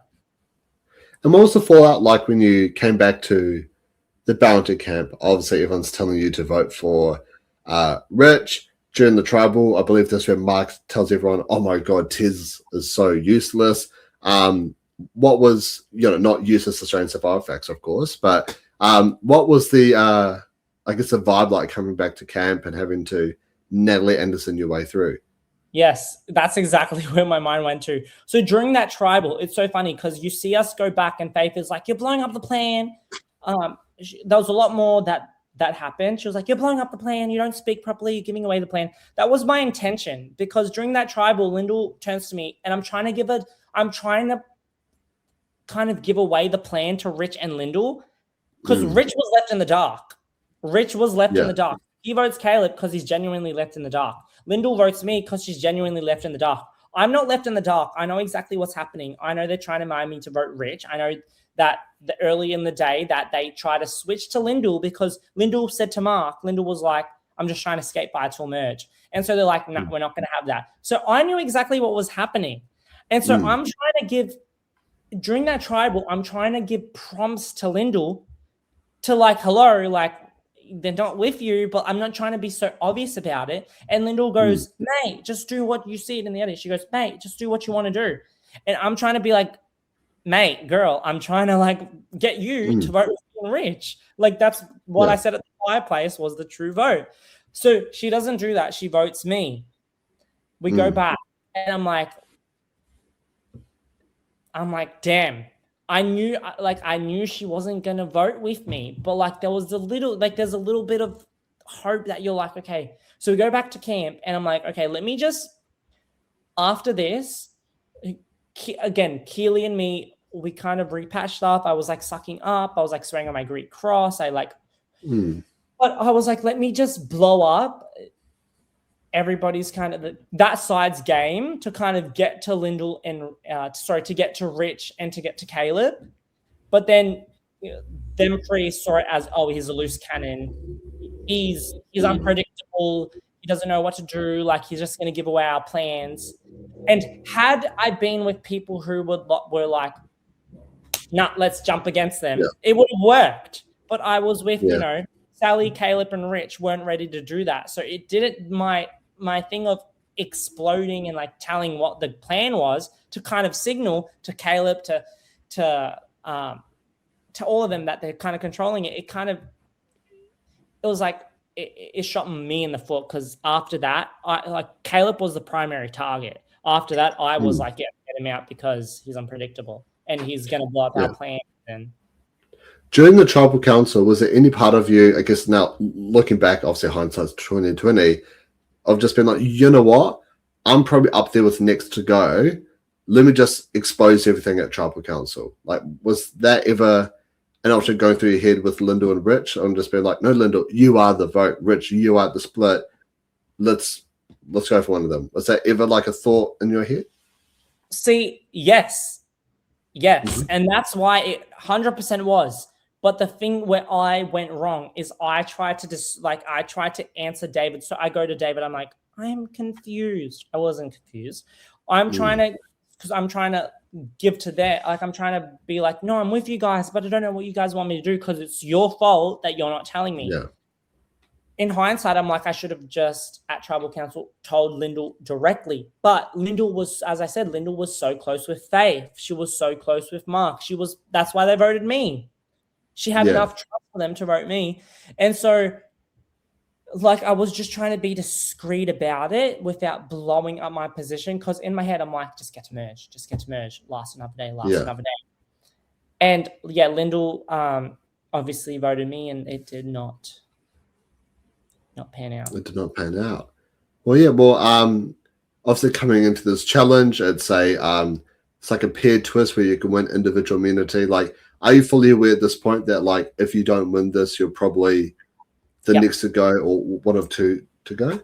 Yeah. So I wake up the next morning. So Faith is mad pissed at me. Mad pissed. I mean, we had already me and Faith had not spoken game at all that whole time. I was under the impression that she was very close to Mark. And I wasn't close, like, it seems like I am, but I wasn't close to Mark. Our only bonding factor was I was like, oh, Faith, like, I'm good with Mark, you're good with Mark, like, we're never going to vote each other. But she would not give me the time of day. She was very hard to get along with. And it was like, look, quite frankly, she was rude. I'm not going to be around the bush. She was absolutely rude to me. She was rude, like, Kat clocked it. That's one of the reasons that she kind of says Faye. Caleb didn't get along with Faye. And so I wake up the day after and I'm like to Keely, I'm like, that's when I beg on my cross. And I'm like, look, like, I need your help. I need your guidance. Again, I didn't. Everything I did was very, very intentional. But so we go to that challenge. And what you don't see is David asks a question. He goes, I forgot if you see this or not. He goes, like, Faith, what would you like to do tonight? And she goes, I wouldn't mind if we go back to tribal. We got to tie up a lot of loose strings. Right? Oh. Yes. Yeah. I'm like, wow. That's not good. I'm like, okay, like fair income. Like, I did just kind of like not go with y'all. But to my defense, you were not nice to me during the game. You were giving me absolutely nothing. And I don't bow to nobody's stream but my own. And I'm not going to bow to a girl's stream that's giving me absolutely nothing. Like, hello. Yeah. I mean, I gave her nothing. She gave me, so I mean, both things, we gave each other nothing. But we go to the challenge and yeah, she's like, we got to tie up a couple of loose strings. And I'm like, wow, like, okay, Kathy. Real life Tez wanted to like jump at it. Real life Tez would have clocked her then and there and be like, okay, girl, what are you saying? But in the game, me was like, no. So anyway, our try before we go and hold up our hands, they're like, if you get Asha or Lottie, throw the challenge. Every single one of them. They're like, if you get Asha or Lottie, throw the challenge. Right? Because you kind of see it. They're setting up like Simon's side is setting up the Asha blind side. Yeah. And so I'm like, so they're telling, you know, there's lots of cross-match chats. They're telling, you know, Mark, Faith, Keely, like, throw the challenge. So Faith goes, not even just Faith, there was a couple of them. They're like, if you get Asha, throw the challenge. We draw our rocks, we get randomly assigned where we like put our like what we're partnered with.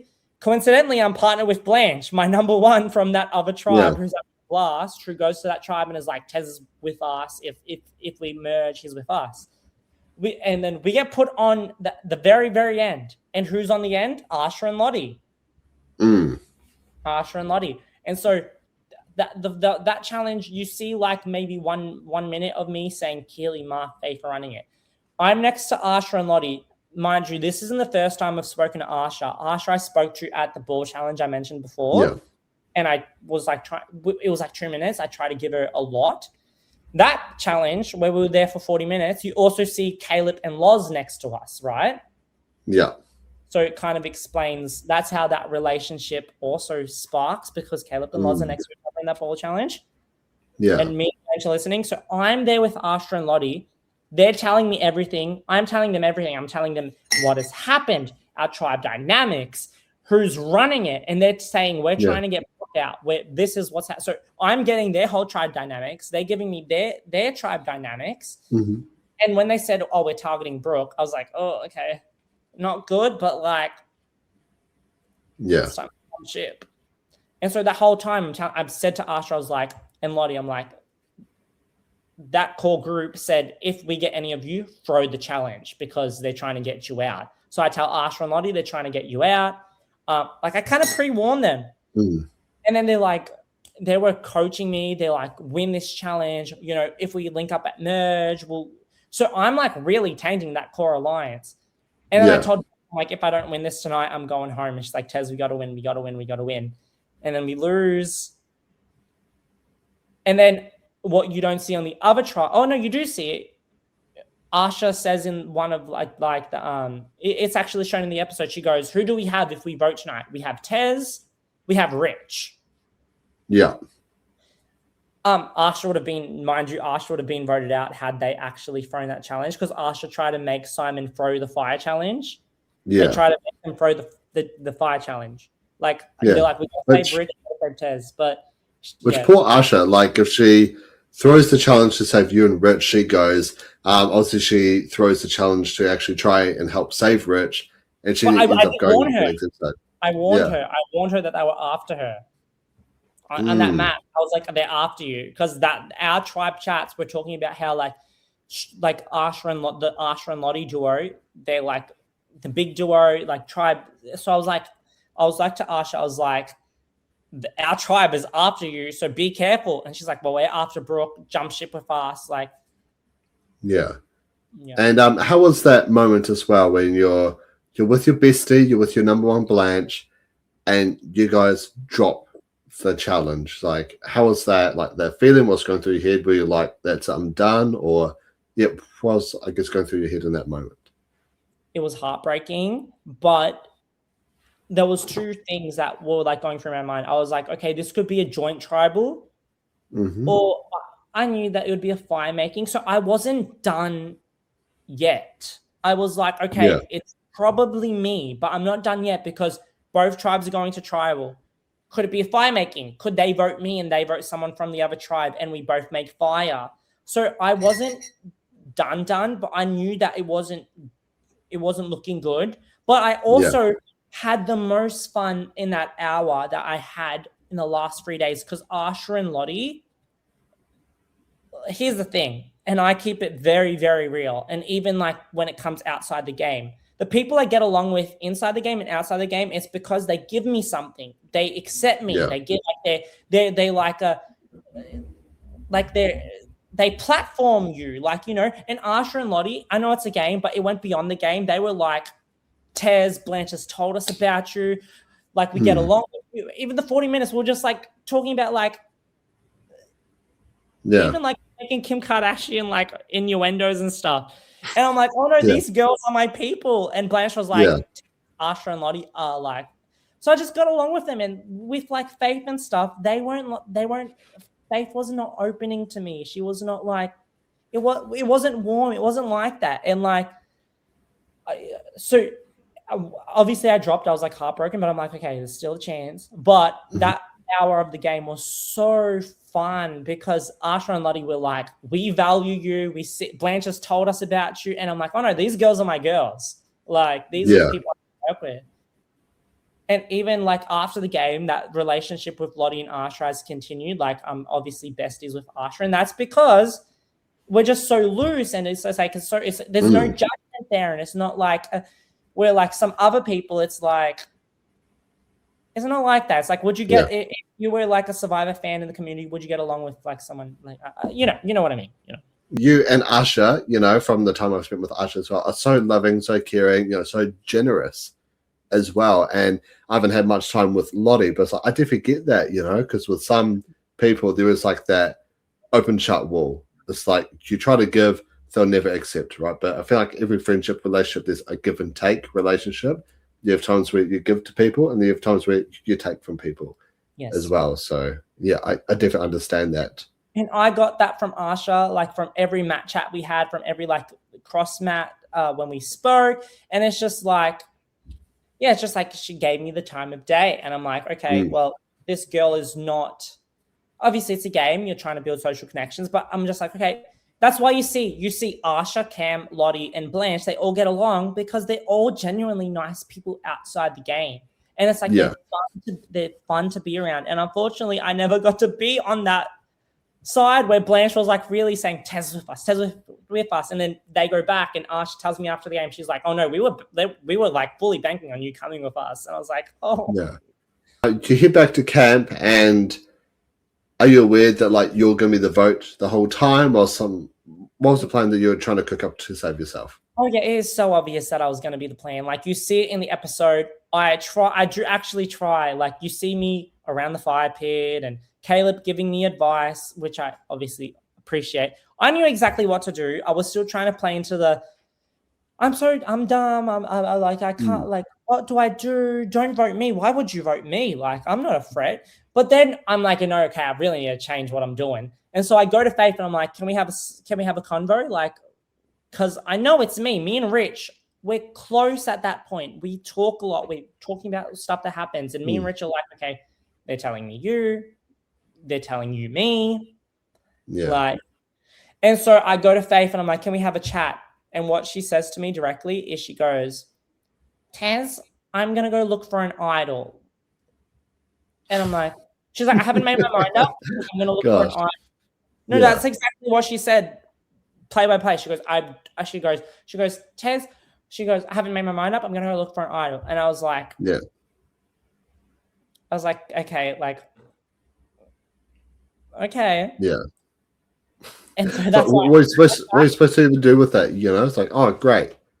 So what you don't do is I'm searching for an idol for like an hour at least. I just remove myself from the group. I'm looking for an idol. I go back to camp. Sally is I love Sal to bits. She's such a bad liar. She could not lie to me because Sally's people were me. They were Caleb. They were Rich. But as I said before, she was just trying to kiss ass. So when I'd ask her and I'd be like, what's happening? She would not be able to look me in the eye and tell me. She was really sad because me and Sally, another relationship you don't see, we're so close. And so I was like, oh God. And I was like, well, like, is it Rich? But Sally and Caleb were actually told to vote Rich because it was going to be a split between Rich and me. Yeah. And so Sally and Caleb were actually they were told to vote Rich. But Sally knew that I was going home, but she could not lie to me just because me and Sally got along so well. And I'm like, okay, well, I'm done for. So in my head, I was like, what can I do? I go to Mark and I'm like, we're voting Rich, like blah, blah, blah. And he's like, yeah, Rich. Before that, he speaks to Rich. So me and Rich, we're walking and we're both just looking at each other and we're like, Mark just told me you and you me. And so I'm like, the only way I stay here is I either like fake this like amazing kind of idol bluff, which they all know I don't have, or it's a tribal where it's with them. Because if it's with the other tribe and we all vote, I'm good. Yeah. But then, we get to tribal and then... Yeah, and then the fire maker into us. Well, was there any part of you that tried to put yourself up for fire? Like, did you practice making fire? Were you confident making fire? Because I've always been the kind of person where it's like, I like having my fate in my own hands, if that makes sense, right? So if I knew I was going, I'd be like, hey, guys, it's on me. If we win or lose, I know I'm going home. Like, was that ever playing in your mind, or were you hopeful that Mark would actually win? No, 100%. I knew. So I obviously practiced fire before I went. I got a flint. On the island, I helped with the fire. I was like, stroking the fire. I put like every time like Johnson, even Faith, we would make like they would make the fire together. But I try to keep my cards close to my chest just because I still wanted to put up the persona of he does not a thing. So we go in, and then I know that Asha and Lottie, because again, we talk about it on that bench for 40 minutes. They're like, we're trying to throw this. Like, if it's a fire, if it's whatever. We talk about all the scenarios. Me, Asha, Lottie, we talk about everything. And they're like, we're keeping you and Rich. Like, you and Rich. But Lottie was very close with Asha. Anyway, we go in. It's what was suspected. The winner, the fire. So in my head, I was considering it. I was like, I'm going home. Do I make it? But I was like, I watched Mark and Caleb make fire, and I'm like, these two people are a lot better than me at making fire. A lot better. And then I saw Keely and Faith whisper to Mark, like, and I'm like, this is really shady. What's going on? I watch it on TV, and they're like, oh, like, let's throw it. And in that moment, that's what I thought. I was like, are they trying to throw it? But I knew that Asha and Lottie were also trying to throw it. And so I was like, I'll be fine. So I'll be fine. So whoever goes to make fire, I'll be fine. So even if Keely and Faith and like whoever getting into Mark's ear to throw the fire challenge, I was like, they're going to throw it as well. But then they put up Simon and then Mark. And then before that, you don't see Simon tries to give away his immunity necklace beforehand, which he doesn't. Yeah. And so I was like, okay, if we lose, in the chance that we lose, because in that tribal council, you don't see Loz, Lottie, and Asha, they're fighting for Rich. Like, they are sticking up for hard. And I'm like, this is great for me because these people are already sus on him for doing the Matt stuff. They're already sus on him for like all like his shenanigans with the other tribes. So I was like, I was going to use that to be like, he's going to flip on you guys. Like, hello. Yeah. But then after the fire making challenge, Simon gives Rich the necklace. And at that point, a lot of things were running through my mind. I was like, first and foremost, I was like, this really just did not happen to me. Like, I was face cracked. Like, Survivor fan, everything. I was just like, that was literally my reaction. I was like, what shenanigans? But I was like, whatever. All is fair in love and Survivor. Like, all in fair is love and Survivor. And so then you see me get up, and I get Mark and Keely. I stand them up because obviously I know, like, my only chance was for Rich. And instead of thinking about like an articulate and like persuasive thing to be like, vote Caleb, I'm just like begging for my life. I'm like, please guys, I can't go out like this. Yeah. And did they give you a name or any hope for you to stay? Yeah.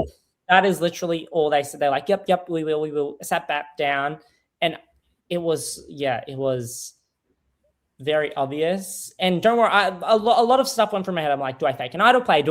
I just watched Oz vs. the World, Tony pretend to have a shoe idol. I'm like, do I do that? Yeah. But it was like, they wouldn't have bought it. Like, they're not dumbasses. And so I was just like, okay, well, my time's up. Yeah. And how was it realizing that your time's up, you're casting your votes? Like, did you come to like accept it, or were you still like trying to fight for it? I think if you come to accept it, like, you have to go out fighting. And that's exactly why I sat them up. And Faith has the immunity necklace, right? I didn't sit her up, and maybe I should have, but I sat them up. So I did go out knowing that I was going to be the vote. And I could have just sat down and be like, okay, so no, I don't think you should accept that. You go out and you like, was it the best way to do it? Begging? Absolutely not. But I knew that these people weren't my people at that time. Like, Keely loved to be like, we did get along. And like, even we'd talk like all these things. And I said to her, I was like, you are such an amazing player, and props to her. But like, there was like, when you vibe with people, you vibe with people. And obviously she vibed with Faith, and me and Faith didn't get along. So there was no like kind of. Yeah. Yeah. Well, what's going through your mind seeing your name come out of the urn? It's a Tez. You've been voted out of the tribe. Like, as a super fan of reality TV and Survivor, like, was it like, yes, finally? Or were you still pretty heartbroken that No, you were I gone? was so disappointed. I mean, I knew it was happening. Mm-hmm. And look, I wish I could have like pretended to do a shoe idol or like something. But in the situation of like, being placed with me, Rich, Sally, and Caleb, we were just in the same position and they were just trying to fight another day. And so I understood it from their perspective. And it worked, as I said, it works for Sally and Caleb. Not so much for Rich. But no, I was absolutely like I was pissed off just due to the immunity necklace change. So that already kind of added flame to the fire. And then going out, I was like, okay, I mean, yeah, it's still sad to this day because it's not the way I want to go out. And so I go out and I'm like, this is the biggest tribal ever. What I mean by that is the Survivor gods had told us that there's never been 16 people at tribal council before. Yeah.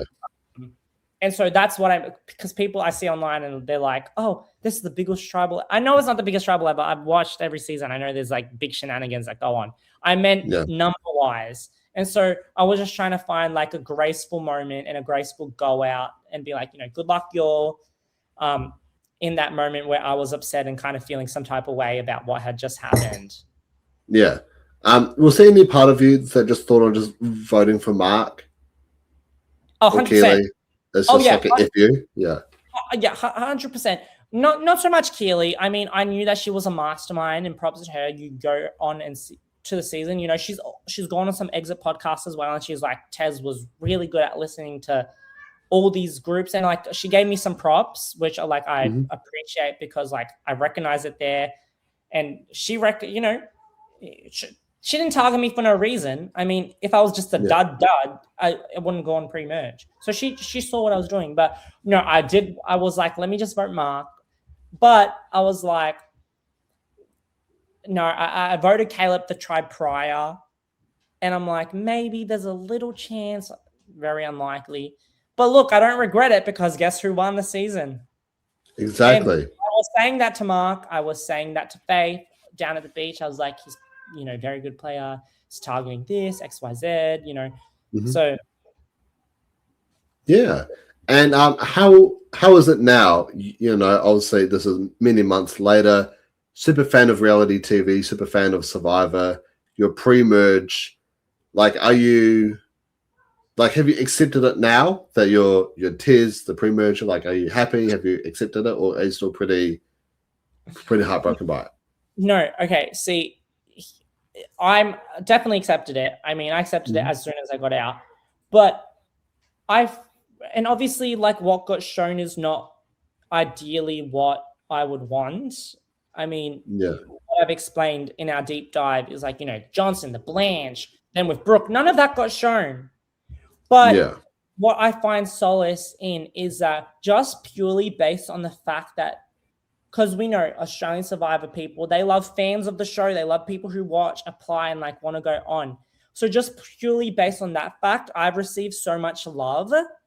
And just like from you guys, like podcasters like you, other podcasts, American, just because I'm a fan of the show, I've received so much love. And so, no, it's 100% accepted. I mean, I had such a blast and like so many people who died to be in my position. And just, obviously there's always going to be the hate comments and all this, but I've lived a dream that a lot of people wouldn't imagine themselves doing. And it's really amazing. I mean, it's really amazing. And what did you think of the rest of the season? With all the crazy shenanigans that happened post-merge, the downfall of Mark, the idols, the fake idols, the almost potential rock draw. Like, what's the sort of thoughts throughout the rest of the game? Honestly, when I got out, and then obviously me and Ash were talking when she gets out, it's exactly how I thought it would went down. I was like, Caleb's gonna, like, to me and Ash, I'm like, Caleb's gonna snipe Mark. What happens? Caleb snipe Mark. I'm like, Keely's gonna be a mastermind genius and she's gonna make it really far. I said it to her on the beach. What happens? Keely is a mastermind genius, and she gets to the end. Yeah. I was like, Caleb playing the middle, very, very smart. Like, what you see is not what you get. Like, he's a lot more. What happens? Caleb wins. Yeah. So honestly, even like when I got eliminated, what happened after? I wasn't shocked, no, at all, honestly, because like I saw it there, and that's why if they played a lot of my confessionals, I was very on the money because I'm a great reader character. I was watching a lot, so when the Survivor Gods would go out with different people, camera crews, etc. I would like, okay, this person, this person, this person. So it was like, I think it was a great season. Like some massive players, like example, Keely playing her idol for Brooke. I mean, personally, I love that because I was with Brooke. But then I hate that because my other number one in Blanche went. Yeah. But no, I think it was, a great season and a great representative of our season, Caleb. I mean, as I said in our last podcast, he made the move of voting Mark out. And so, I mean, I saw him play double agent. I said it to him. I'm like, we're playing the same game. And I think we have a great representative for the season. Now, for you on the jury, would you have voted for Caleb or for Jackson? Yeah. Sorry, my cat. Can you hear that? Yeah, I can hear it. It sounds like a small child almost, but like, hello. He wants attention. So based, like I said last week, because I played with Caleb and I saw what he was doing from day one, I would have voted for him. That, but also just as a viewer watching, like Mark being the most significant player of Survivor Redemption and obviously most confessionals and being the most present, changing votes, playing an idol, and Caleb being the sole person to get him out, I would have given my vote to Caleb regardless of whether he made a good or bad jury pitch.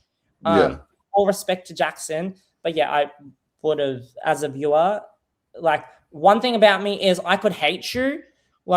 Even me and Faith, we don't get along. But had we made the end and she treated me like shit and she still played a good game, I would have given my vote to her hands down because I'm not a bitter person and I will respect game.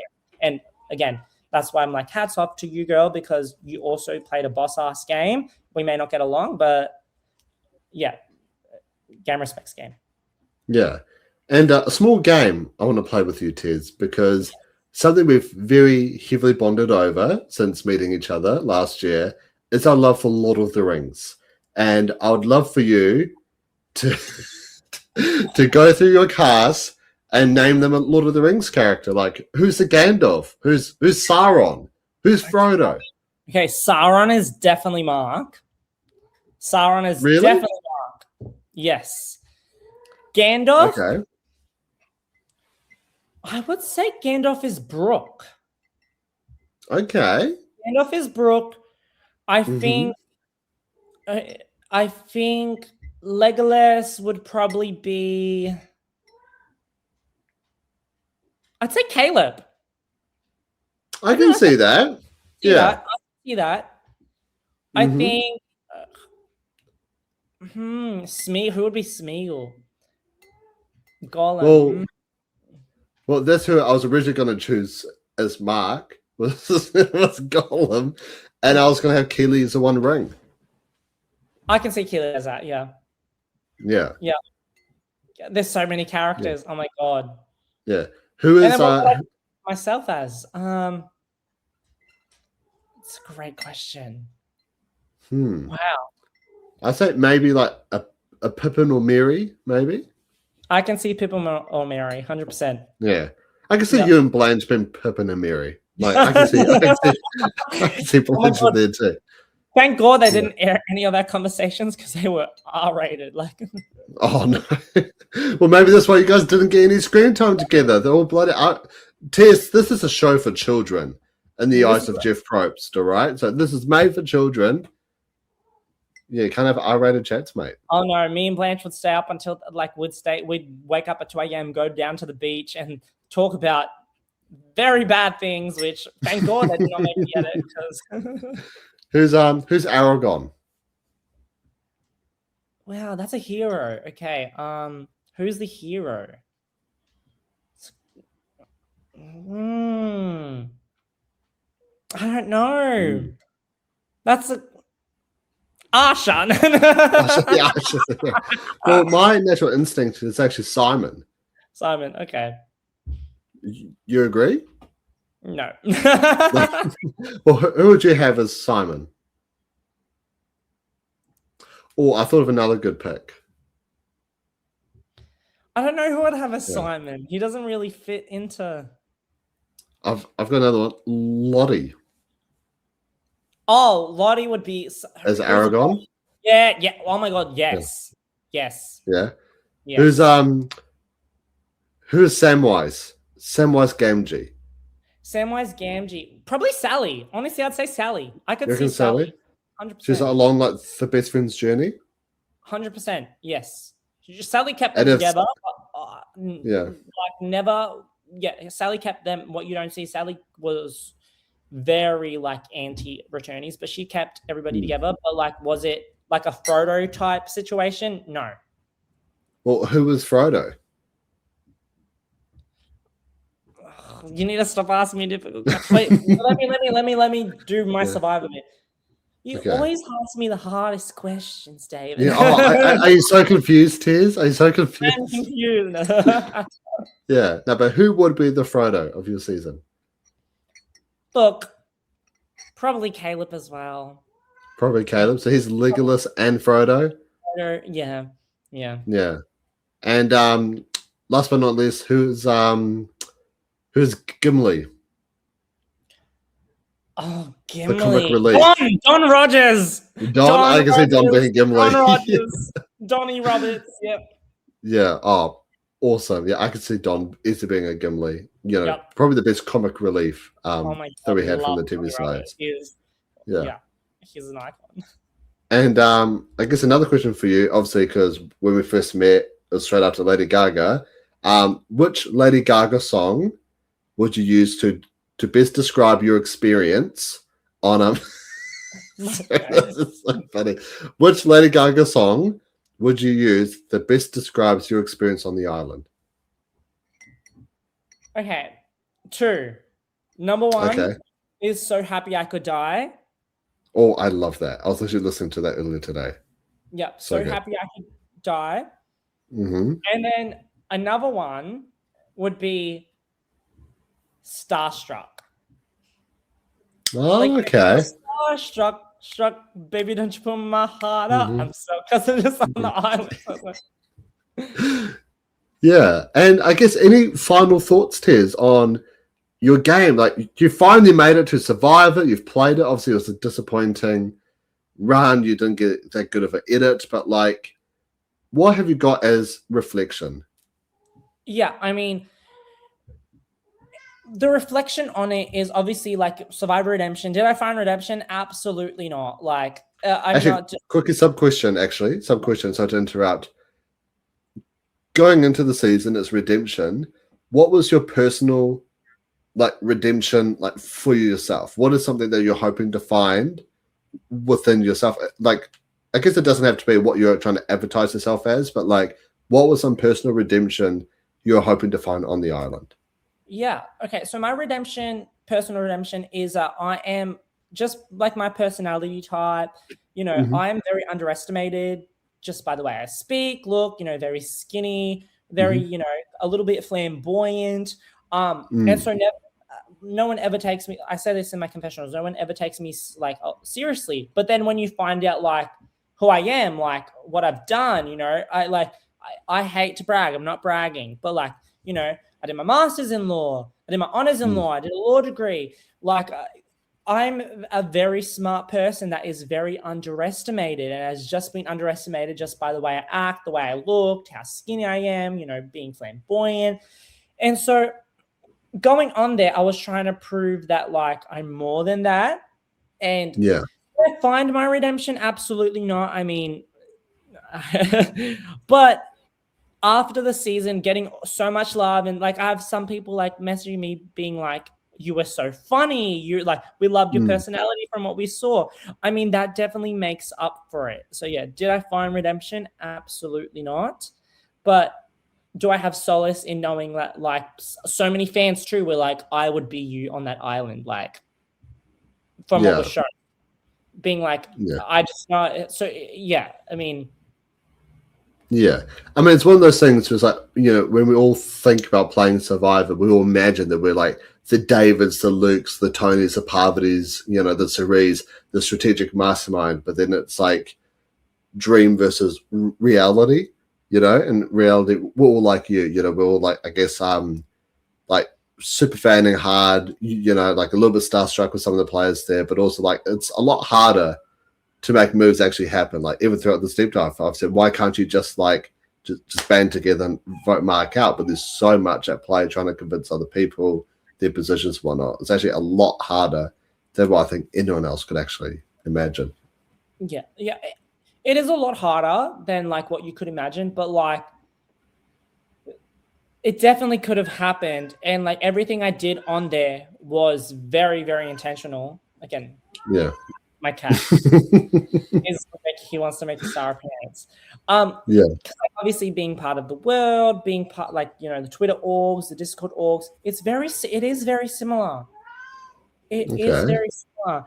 And so a lot of it comes on me for like trying to play into that and trying to play into the character of like being dumb, being trying to wait till merge. And so I honestly, I know like this might sound a little weird. I didn't find it all that hard. Okay. Like, I thought it would be harder. Yeah. It's just like timing is massive in Survivor. And my timing, so what you saw was like, okay, bad. But had I made it to that certain point, you were going to see like the actual me, like you see like, you know, confessional me being like, you know, I'm just trying to play a low-key game and it's surreal, blah, blah, blah, blah. But like I've gotten it so much. I'm like, people have met me in person and people have like spoken to me and they're like, you're nothing like what was on the show, like at all. Yeah. And like it was game. It was my, like, it was a game, like my game plan. Yeah. And yeah, that does also after you. Oh yeah, which again, like for future like contestants or whatever, go in there, be yourself, and just play from day one. Whether if you get voted out fourth, or like if you come third, like what you'd rather be voted out early and playing just like go hardcore than going to like fourth and like not doing anything. Yeah. Well, Tez, I do just want to say thank you so much for coming on this podcast and having this chat with me. You know, we've been talking about this for many, many months, and so I'm so happy that like we actually finally got around to doing it. How exciting, right? Oh my God. And I'm so glad that my first actual deep dive is obviously with you. You know, as you said, we met at the Lady Gaga concert. We had so much fun. And then obviously I've tuned in every week to you and Michelle's and Saliva Twist's content. But yeah, I'm glad that this is the very first deep dive I've actually done. And it's just obviously, I feel so comfortable doing it with you and like, you know, being able to open up and I hope, you know, for future seasons, come to Mucky Hope Productions, yo. You're goddamn right. Well, as the famous saying goes, you never forget your first. So I'm so glad I'll be your first ever deep dive, Tez. You will be my first ever deep dive, and I will never forget you. Oh, dang. Time to hit the block button, but report Tez, block it. Never seeing Tez again. But if you're new to the channel, though, I guess, first of all, where can people find you, Tez? Obviously, you're a Twitter icon. You're on the TikToks. Like, where can people find you? Oh, my God, yes. Twitter, Tez_Vla. Instagram, Tez_Vla. Keep up with my Twitter, y'all. I mean, I was back in the Twitter streets tweeting about Survivor Kagian back when I was like 12, and I'm still tweeting till this day. But yeah, if you want like the juicy stuff, definitely go to my Twitter. It's all links in my bio and stuff. And I just keep it real on there. With me, you're never gonna get like a facade. You're never gonna get like a you know. If I don't like something that's happening on the Survivor, I'll say it. Maybe you'll get me in trouble. But I mean, yeah. And if I ever ask you a question or anyone asks you a question, I just be like, What? I'm confused. I don't understand. That's my question. Ready? Yeah. David? Okay, I'm ready. Okay, ready. Mucky, I'm confused. Just one question I quickly thought of. Any special moments from the live reunion show, the live final, like any special fun moments you'd like to share? That was so fun. Obviously, me and Asha, we got sat next to each other, and we were just having a ball. The ants, like, it was so funny. Some people's answers were just like, but some people's answers were like, oh, like. But it was such a fun close up to the experience. I mean, we're the only season to have a reunion since All Stars. So yeah, I mean, it was just, it was fun all around. So lucky to have that experience and like super grateful in front of the Opera House. So no, it was amazing. It was surreal. Yeah. And as you know, I had serious FOMO not being there. We chatted so much about it, but if those flight tickets weren't that bloody expensive, I would have been there. Had I won that night, I would have flown you over. Yeah, you would have. Yeah, that's how I would have known if you won or not, because you would have bought me the plane ticket. I would have front row seats, like ticket. Exactly. We're just exactly. I mean, hey, second chances, right? Yep. I want to be there. The family visit, right? Yep. Final thing challenge. Brother. Step brother. Yeah. Step brothers. Edit that out. Yeah. Make sure you do check out Tez's like Twitter, Instagram, TikTok. All the links will be in the description of the podcast right on below. And if you're new to the channel, smash that cheeky naughty times button. Tez, what was one moment on the island that was very cheeky and or naughty? Oh, okay. Well, what you didn't see is me and Johnson, he's a gay icon. What can I say? Yeah. Johnson was like, he's like, I'm going to take you out to some nice gay bars. I'm like, I bet you will, Johnson. I bet you will. And he indeed did. So you're just hanging out with your Johnson the whole time at the beach? Yeah, like, I mean, having, sleeping on Johnson's shoulder and being the petite kind of guy. And I'm joking. Just time with Johnson, Free Tribes Love. Love you, Johnson. Yeah. Well, there's definitely very cheeky and naughty. Coming up on the channel, the Usher deep dive would have been uploaded by the time this gets released. And coming up, we have a deep dive with Blanche. We have a deep dive with Eliza. Like, you forgot her name. Eliza. How can I forget Eliza's name? How dare you? I know. I'm so bad. Oh, my God. I'm so bad with names. Oh, my gosh. First boot energy. Right. Eliza, you will have so much fun with that. She is a blast. Yeah, I can't wait. And we do have a few other deep dives sort of in the chats as well, so stay tuned for all that. V and Drew are doing a great job at talking about one of the worst seasons in American Survivor history, season 50. Myself, Australian Survivor Memes, and Michelle will be getting together to do an overall review of the new age of Australian Survivor. Not new era, because that's a bit traumatic, that word at the moment. So new age of Australian Survivor and what we think is expected to come. Myself and Eustace, Australian Survivor Facts, will begin together to rank the whole cast as well. So stay tuned for all that. And then in not much time, Traders New Zealand's going to be coming out. Drew's going to be doing his 50 and 50 seasons and 50 days, Tez. And can you believe that?